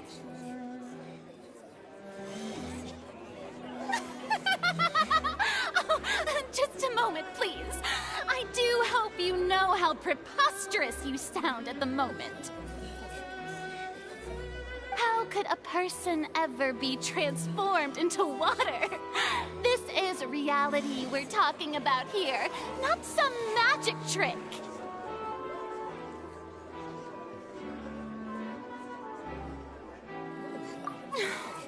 Must we really? I should think that of anyone. Your friend Linny already knows this truth very well. Magic tricks are ultimately just illusions and misdirection. But Halsey's disappearance is very real. We're talking about two completely different things. Even so, I trust the Traveler's judgment. The truth must be out there somewhere. Perhaps a new line of reasoning may open if we try to gather all the focal points that don't make sense. Since Cal was the deceased, we haven't placed much attention on him. But given that we aren't making much progress with the case, it wouldn't hurt to have a look at his belongings, would it? People really do come up with all sorts of harebrained schemes when at the end of their rope. The way I see it, your suggestion that we broaden the scope of our investigation is nothing but a tactic for stalling the trial. Nevertheless, I believe that this is a reasonable request on the part of an attorney. Since the trial does indeed appear to be at an impasse, I believe that additional evidence may help us make more progress. Guards, please step into the lounge and examine the personal effects of the deceased Cowell.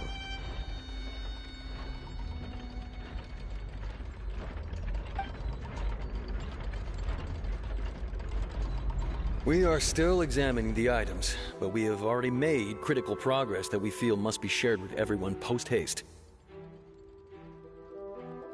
We discovered several test tubes of fluid within Cowell's baggage, each labeled separately. The notebook in his backpack claims that these fluids are water from the primordial sea. The primordial sea? The note's contents also indicate that Cowell belonged to an organization that sells illegal drugs and that he had an accomplice.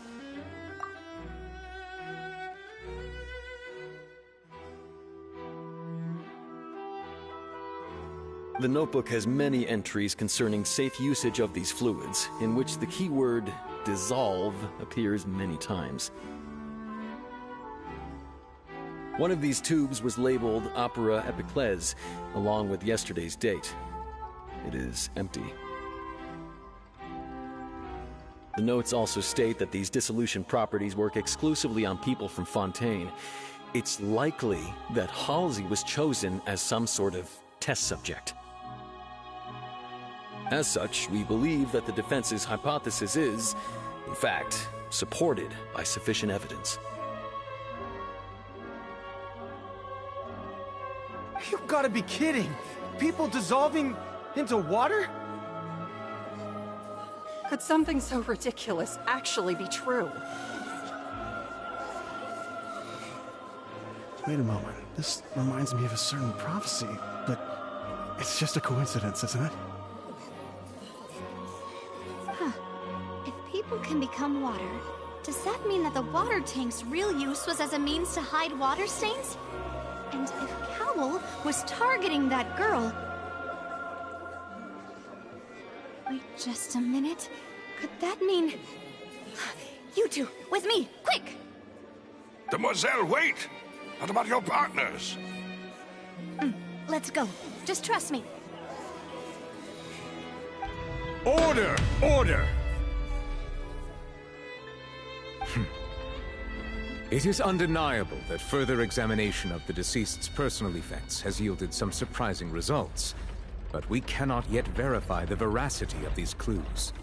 Still, let us assume that these clues are indeed authentic, albeit with the understanding that Ms. Halsey has yet to be found. Guards, Please continue examining the items along these lines. Mr. Linney, it appears your hypothesis is supported by the evidence, so please continue speaking. Of course. Thank you, Your Honor. If we uphold this hypothesis, I believe that many of this case's seemingly unrelated clues can be connected together. Right! Like the metal hook! That one didn't make sense at all. Let's think about this. Cowell's methods must have something to do with that water from the primordial sea.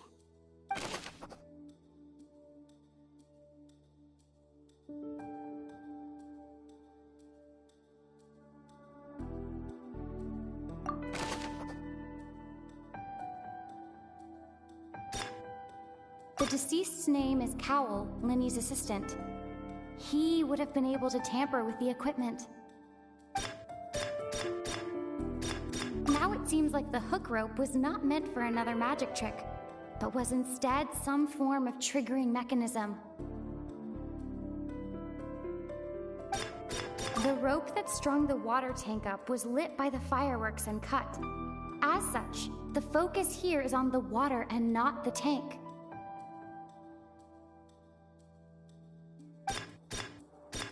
The water from the primordial sea should already have been prepped before Halsey entered the magic box. Lynette was in the magic box on stage the entire time. Did she have something to do with this?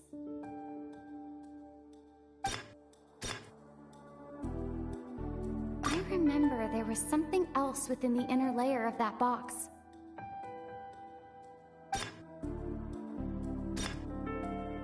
Lynette was in the magic box on stage the entire time. Did she have something to do with this? The water from the primordial sea should already have been prepped before Halsey entered the magic box. I remember there was something else within the inner layer of that box. Now it seems like the hook rope was not meant for another magic trick, but was instead some form of triggering mechanism.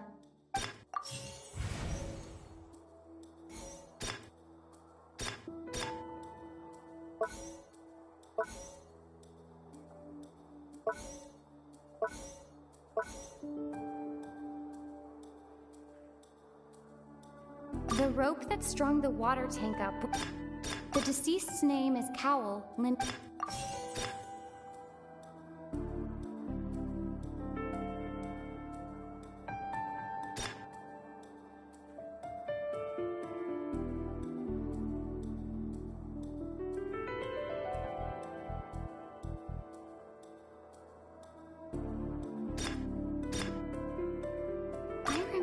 there was something else within the inner...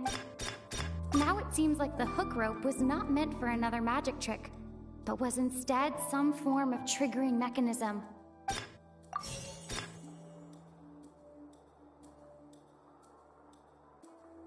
The water from the primordial sea should already have been prepped before Halsey entered the magic box.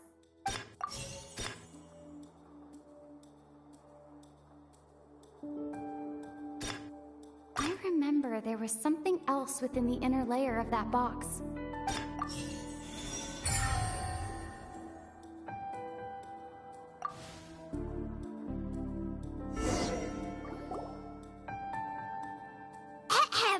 It's Ace Detective Paimon's time to shine again!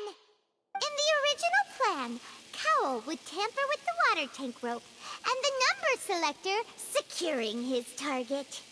When the magic box containing Halsey was lowered, the metal hook would retract gradually and pierce the balloon at the top of the box. When the balloon attached to the box popped, the water from the primordial seed inside it would pour down and dissolve Halsey. Afterward, Cowell would enter the tunnel and break the flower vase to conceal the water inside the tunnel, with the remaining evidence being covered up by the water tank on stage.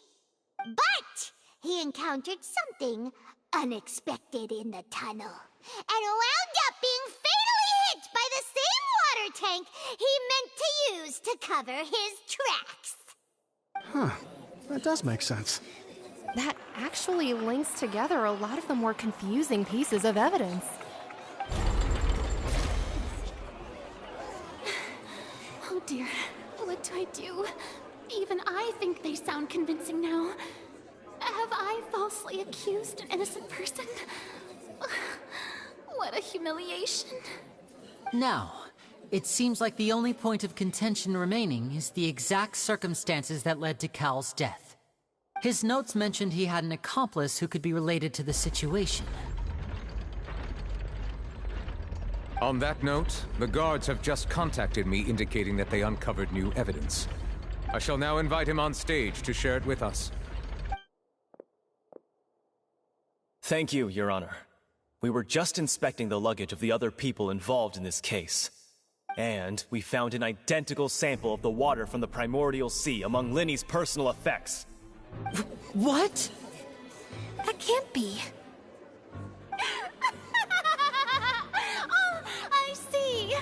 Well, how wonderfully comedic to have your own counterattack only to come back and wound you.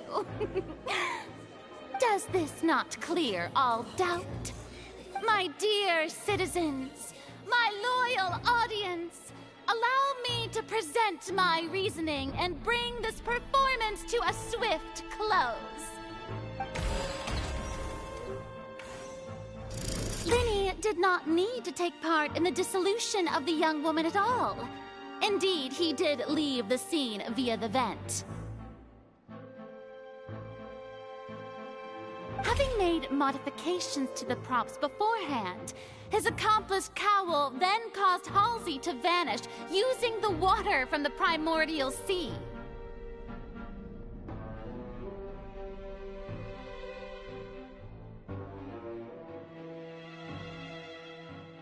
But upon his return, in cruel avarice, Linny desired sole credit and prepared to do away with his partner in crime.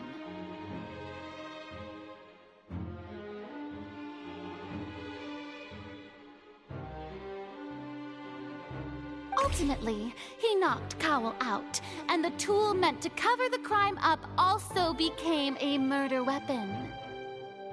Now, as much as I regret having come to such a viciously straightforward conclusion, it does seem that the famed Fatui is quite the cold-blooded and ruthless organization. Am I right, Mr. Linny? We've used up all the evidence we collected. There's no way for us to make a rebuttal here. Is this the end of the road?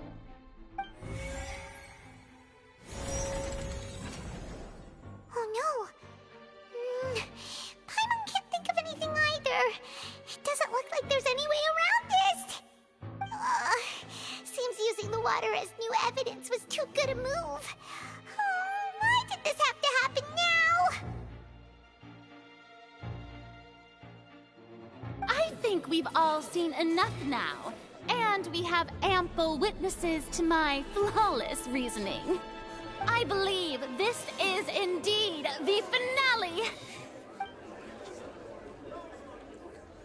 Now then, my good, noble Chief Justice, should we not, in your view, Excuse me, everyone, but I must interject.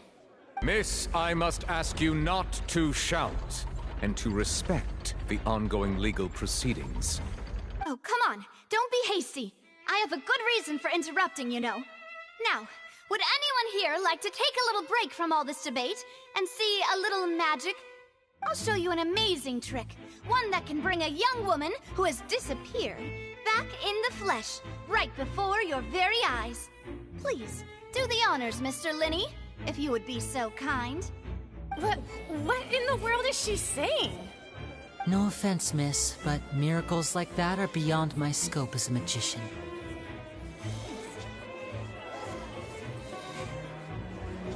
Come on now, don't be silly. Magic is all about misdirection, isn't it? It often conceals the truth while presenting a fascinating illusion. But once everyone believes the illusion, can't magic reveal the truth to them once again? And one wouldn't such a trick be the most marvelous finale to today's performance? Come on, Lenny and Lynette. Give it another go. Don't worry. Spina di Rosula has made the necessary arrangements on your behalf. But, as the magic makers and stars of the show, I think I should leave the final performance to you. I understand.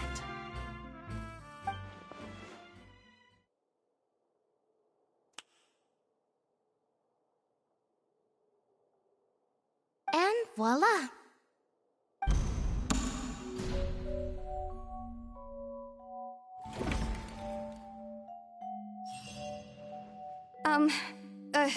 Sorry for the interruption. Wait, isn't that Halsey? So the whole thing about people dissolving wasn't true after all? To be clear, I'm only here because this person told me that if I testified, the merit of doing so would lessen my sentence. I was hiding outside this room listening to the proceedings because I was afraid that I would be the one put on trial. I was just feeling happy that no one had noticed me, and then before I knew it, she caught me. That'll teach you to underestimate us three.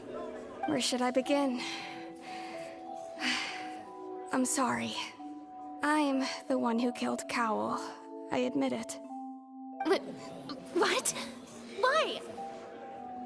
Firstly, my name isn't Halsey. It's Lillian, and I'm originally from Mondstadt. I heard that Linny's show was gonna be a real thriller, but I missed the chance to buy a ticket, so I stole one. That's how I make a living. I steal stuff here and there, and I'd never been caught before. But I was noticed at the harbor a few days ago, and I barely got away. Linny was the one who caught me in the act. Hey, no wonder you look familiar. So you were the thief! Liddy even mentioned that you were pretty skilled. Well, and I thought that would have been the end of it, but then the number selector chose me. He even mentioned the Fortress of Meripede. That's a prison, isn't it? So you can imagine how shocked I was. I thought he was on to me for sure. So I played along with the show while looking for an opening to flee, but then I got water poured on me for no reason, and then someone jumped into the tunnel to nab me. I wasn't going to take that lying down, so I knocked him out and stuffed him into the box.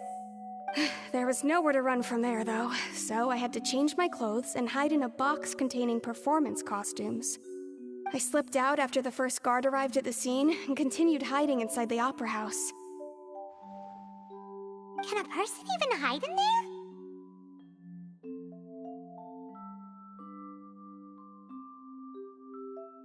But I swear I didn't know that the water tank would fall down. Really, I swear it. Had I known that, I wouldn't have put him in the magic box. I may be a thief, but I'm no killer. Well, that makes everything pretty clear now, doesn't it? This time, we need to tell the entire story from Lillian's perspective.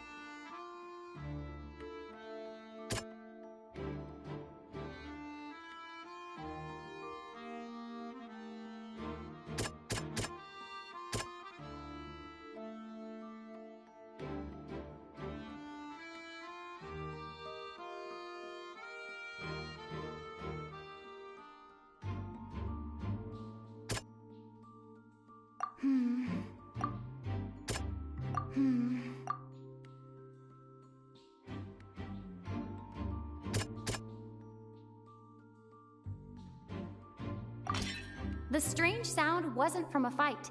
It was Lillian's attempt to break out when she was frightened.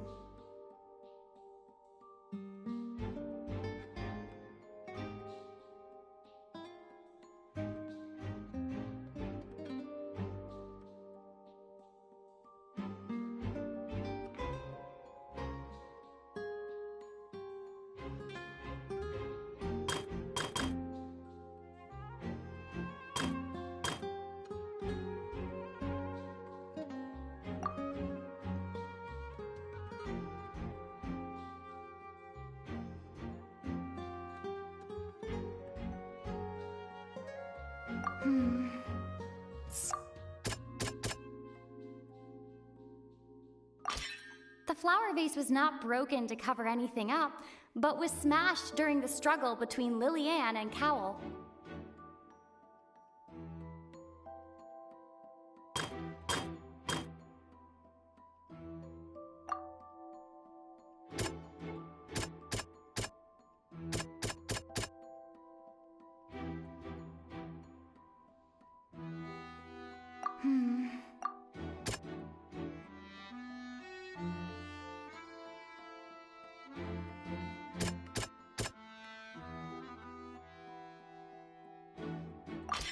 Lillian was afraid that she would be recognized if she left, so she changed clothes and hid, biding her time.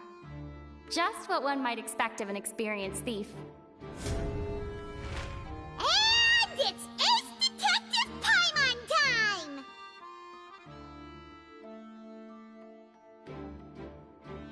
Having been selected out of the blue, Lillian panicked. Her panic only intensified after she entered the tunnel and had water poured on her head. So she kicked the door open, producing the thud we all heard. Hearing the commotion, Cowell leapt into the tunnel, only to discover that Lillian had not dissolved.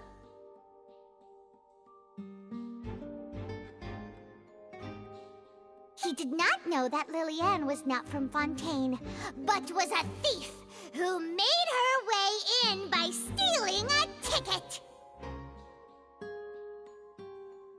Mistakenly believing that the water from the primordial sea needed time to take effect, he tried to force Lillian back into the box.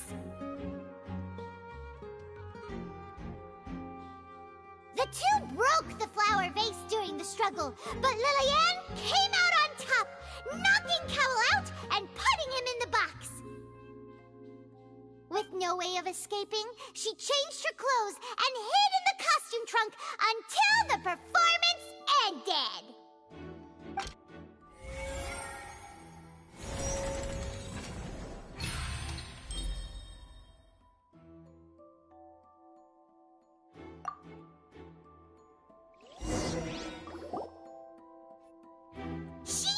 That she would have to go through guard inspection if she tried to leave afterward. So, she has been trapped in the Opera House these last 2 days. She had already become desperately hungry by the time we were chatting over macarons. So, she swiped 2 of them right under our noses. Talk about a sneaky thief. At this point, all the events that happened in the tunnel have now come to light. Ah, so that's the whole story. Bravo! Bravo! Now then, Lady Farina, do you wish to speak against the defense's statements? Please answer the question, Lady Farina. Also, if I may add, the trial has not yet ended. As such, I request that the prosecution not leave the room before the proceedings have concluded. What? Are you reading my mind now? No, I have no further arguments. I admit defeat. But really, could you at least have left me with some dignity? Wow, look at that! She's like a deflated balloon now. If there are no objections, then as the Chief Justice of Fontaine, I shall once again repeat the full sequence of events. The actual perpetrator of the serial disappearances, Cowell, selected his next victim from the audience reservation list. With some modifications to the selector, he could ensure that the pre-selected young woman would be chosen. To cover up any evidence while committing the deed, Cowell thought of allowing the water tank to fall, which would conceal the water left behind after the young woman was dissolved. He also tampered with the rope suspending the water tank, using the fireworks at the end of the performance to cause the tank to drop and hide the watermarks. He poured the water from the primordial sea into a balloon during the preparation of the magic box and stuck it to the box's lid. Finally, he passed the prepared hook on a rope through the gap in the magic box's door when bringing the young woman to said box.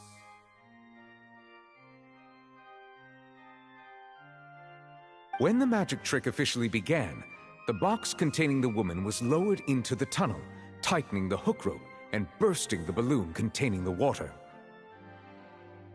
If all had gone to plan, the young woman would be dissolved at this time. However, Lillian was not from Fontaine, and thus fled the box with a loud noise.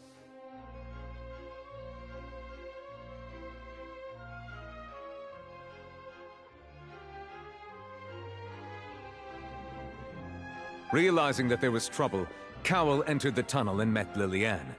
Thinking that the waters had not yet taken effect, he decided to proceed. However, his opponent was more capable than he thought, and he was overcome, knocked unconscious, and placed into the magic box, and thus became his own final victim. Lillian, according to her own statements, then changed clothes and hid until the performance ended, before hiding in other parts of the opera house. As for Linny, he was in the underground structures within the opera house, and was thus ignorant of these happenings. From this reconstruction of events, we can conclude that Linny, the accused, is in fact innocent.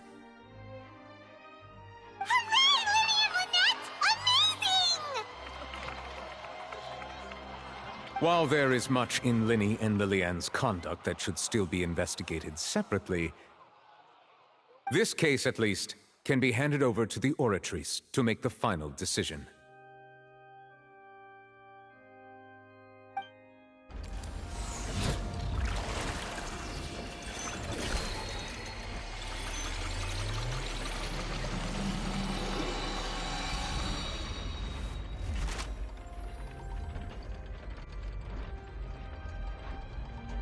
As such, Linny and Lynette are officially declared not guilty.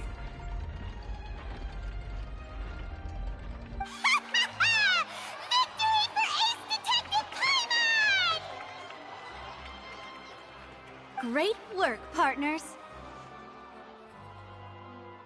Thank you all. Thank you so much. Next, I think we deserve an explanation, Guard Vaughn. How did you find the water from the primordial sea in Linny's baggage? Right! Your discovery caused me to make a serious mistake, you know. Or was that not a discovery, but false evidence that you dared to bring before this court? I suspect that the accomplice mentioned in Cowell's notes was not Linny, but you, yes?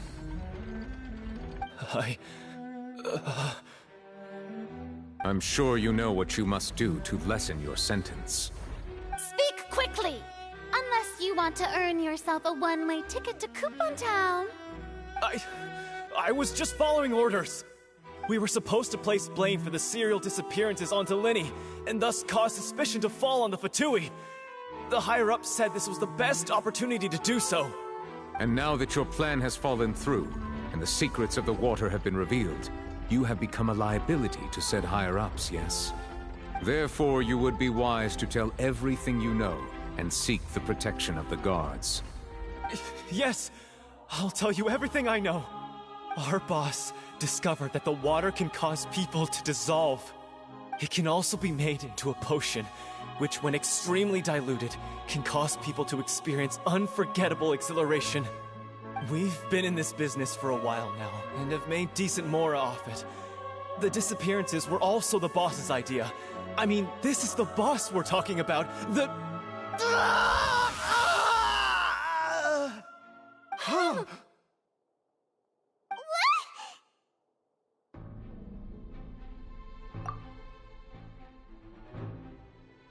And now he can no longer talk. Such ruthlessness. I shouldn't have expected any less of them. An outrageous act. All present, please submit to inspection immediately.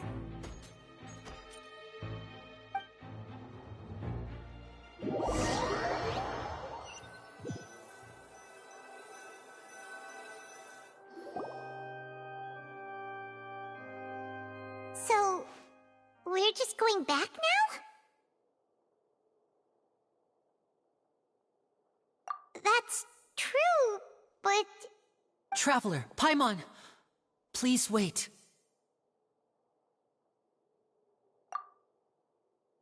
Lenny... I know you may not want to speak to me right now. Maybe you don't even want to look at me. But still, let me thank you again for defending me to the end, even after you learned that I'm a member of the Fatui.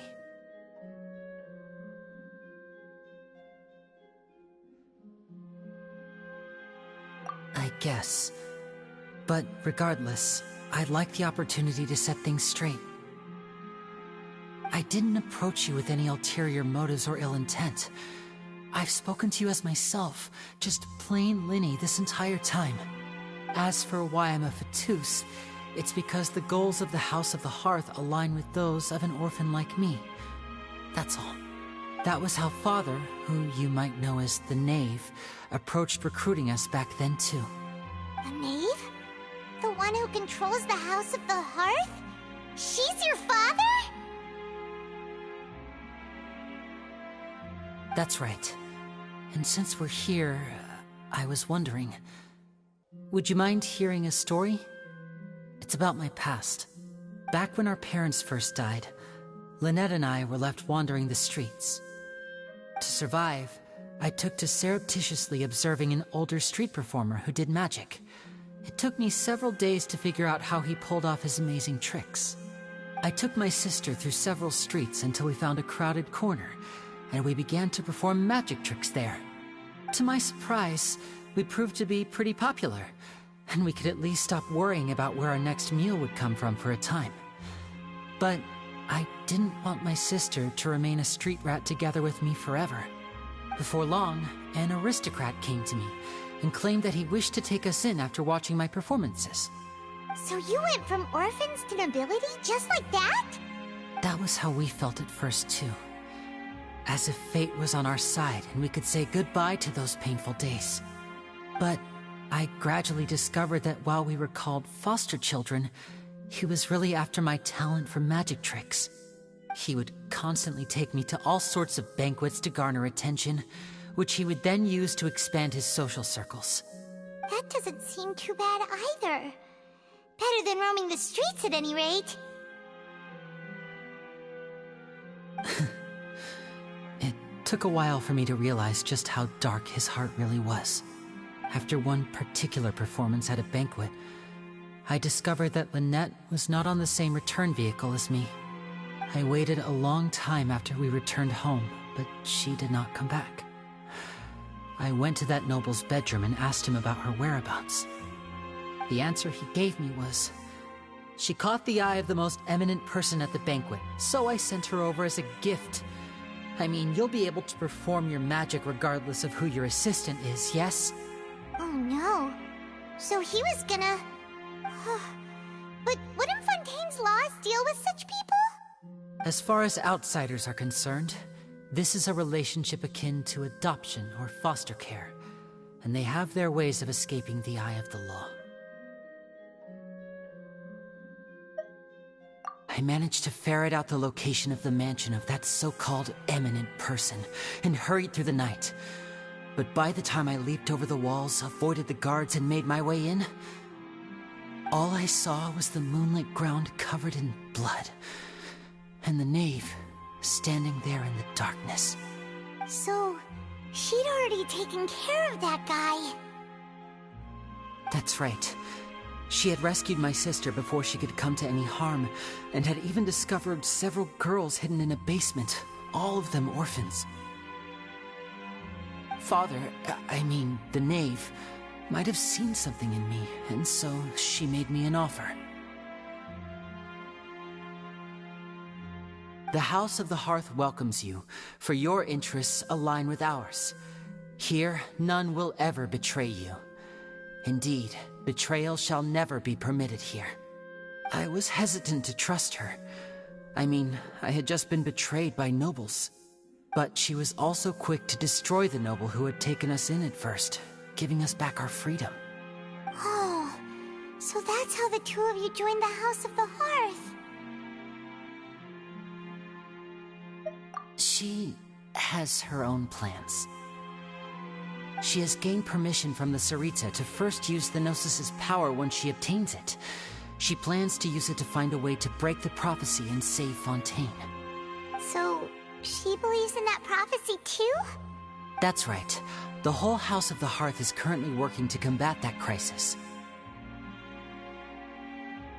Today's case has also proven that people from Fontaine can indeed dissolve into some sort of water, thus further supporting the prophecy. All of us house members here, Lady Arlecchino herself included, are from Fontaine.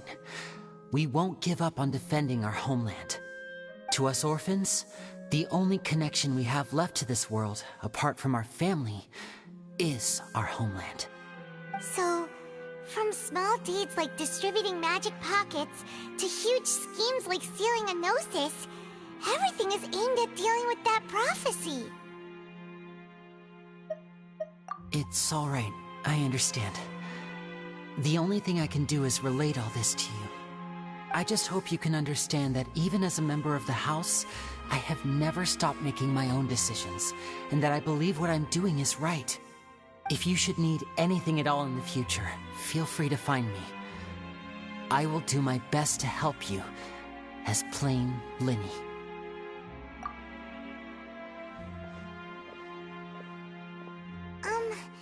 Bye, Linny!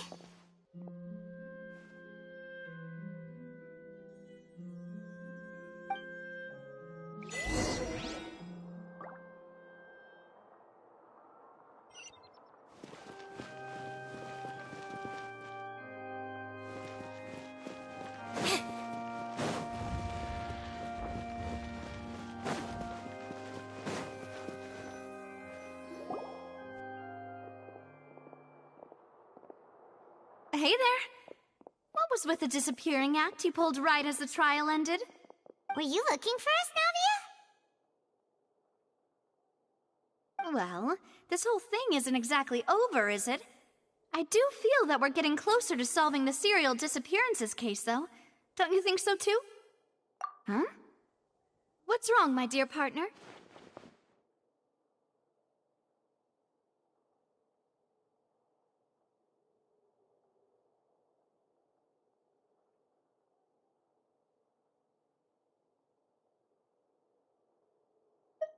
Besides, are you sure we're the ones who can crack a case that's been cold for decades now? And given that there's new evidence from the trial, there should be a trail of breadcrumbs for the Hydro Archon's people to follow now, right?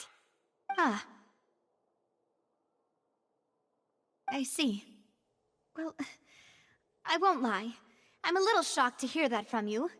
But I suppose you are just travelers who have only arrived in Fontaine after all. Sorry. I might have been too presumptuous. Don't say that, Navia.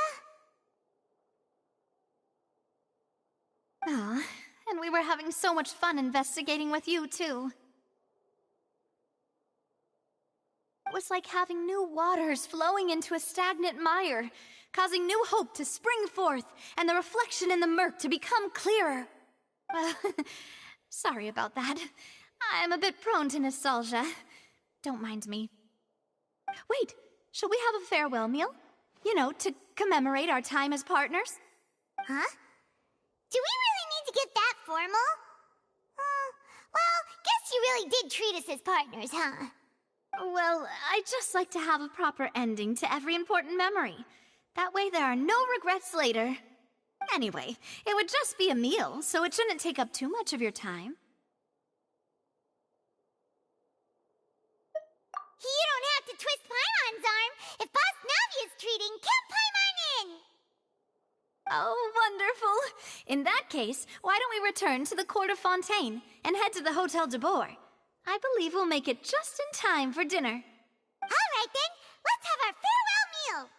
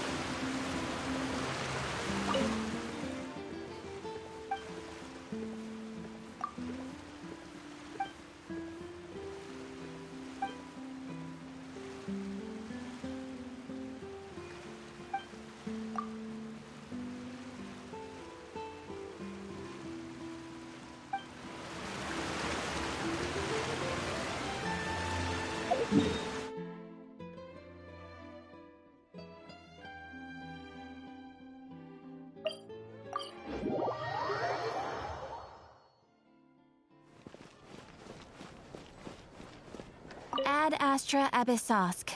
Welcome to the Adventurers Guild.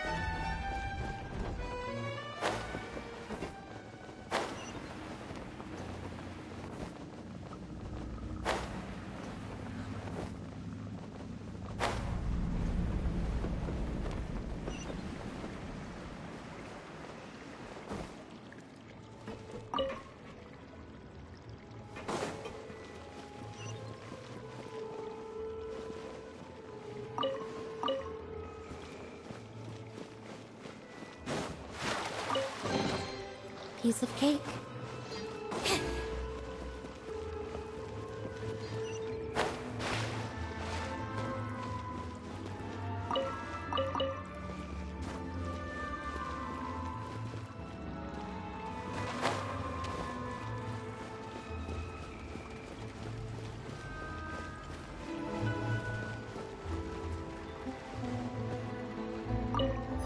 The waterway here is too narrow. Let's build a smaller boat.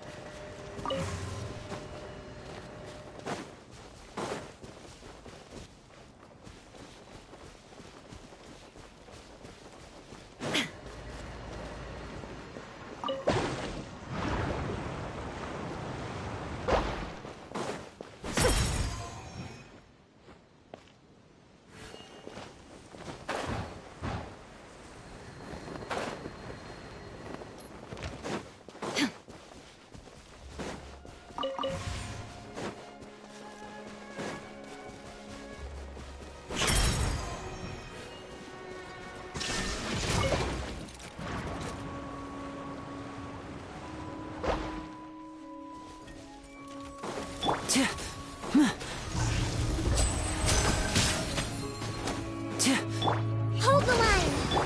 Shine down! Now you shall perish!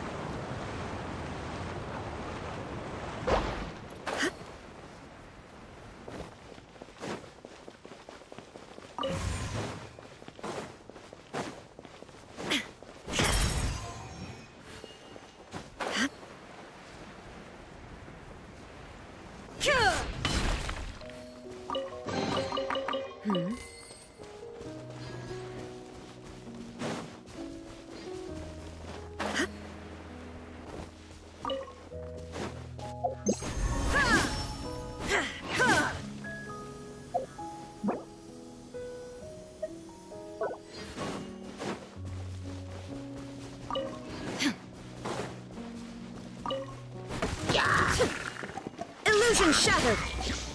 Rest and rebuild!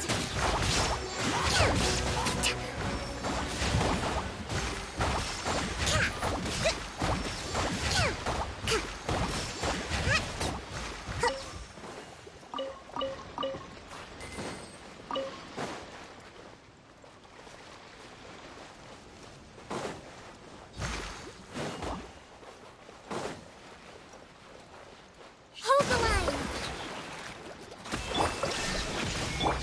And voila!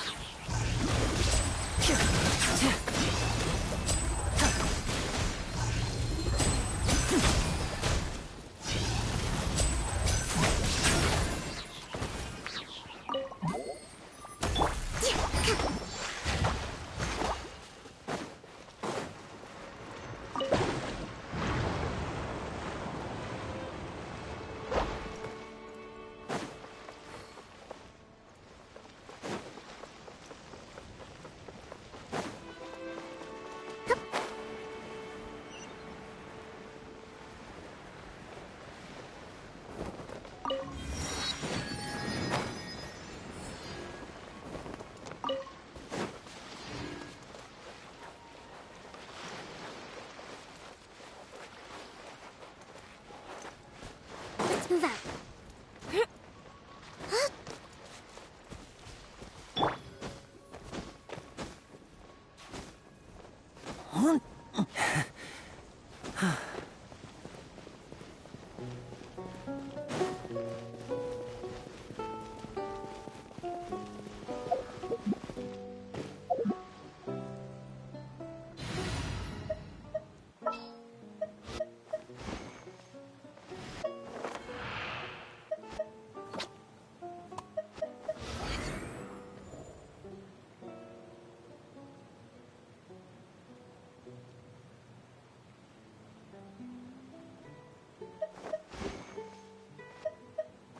Come on, don't keep me waiting.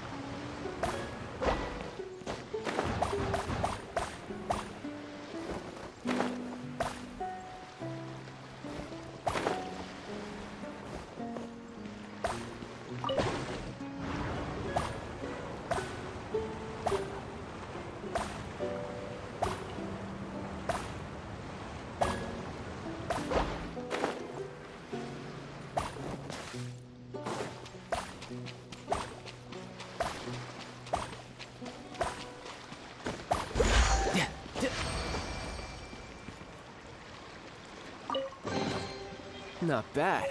Not bad at all.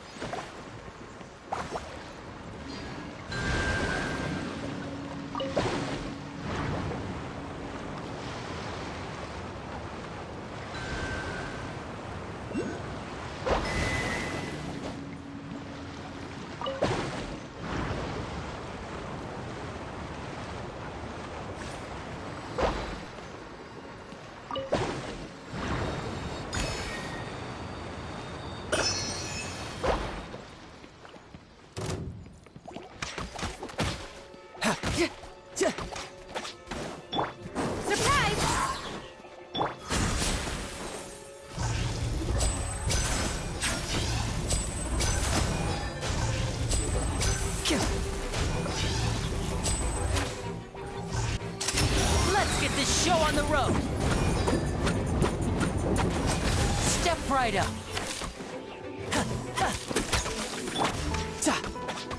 Yeah.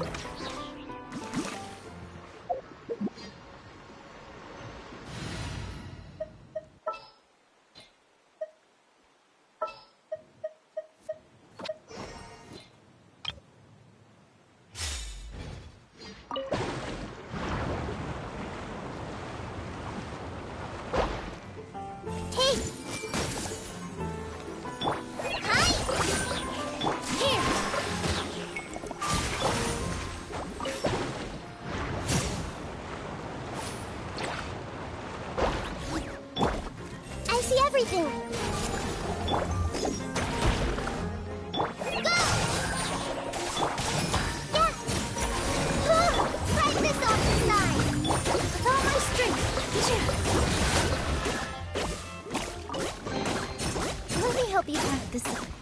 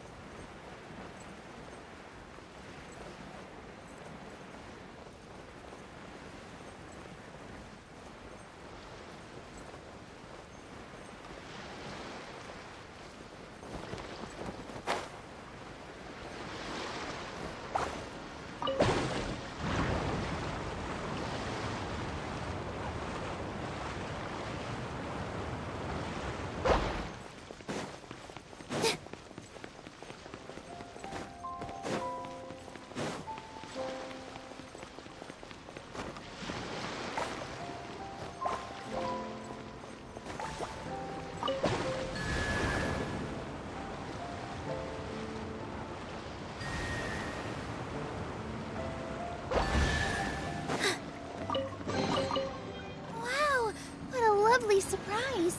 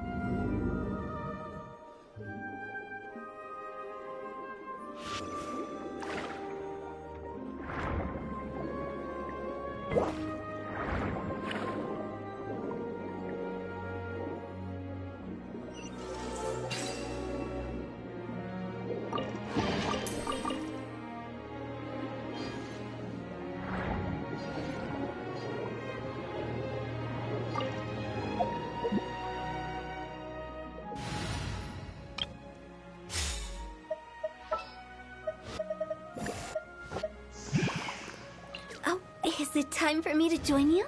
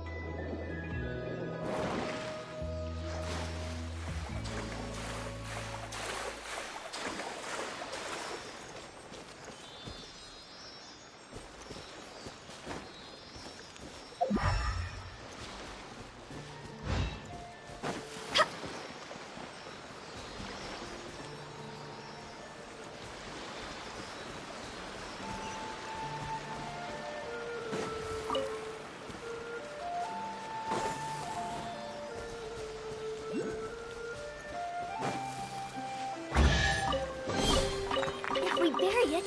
Maybe it'll spring back to life.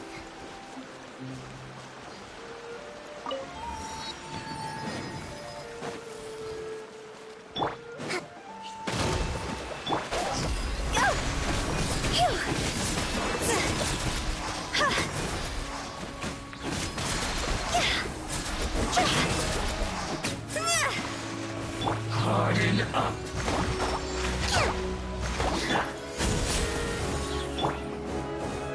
Rest and rebuild. Go. What annoyance. Finally, some quiet. Oh, what a cute treasure coffin.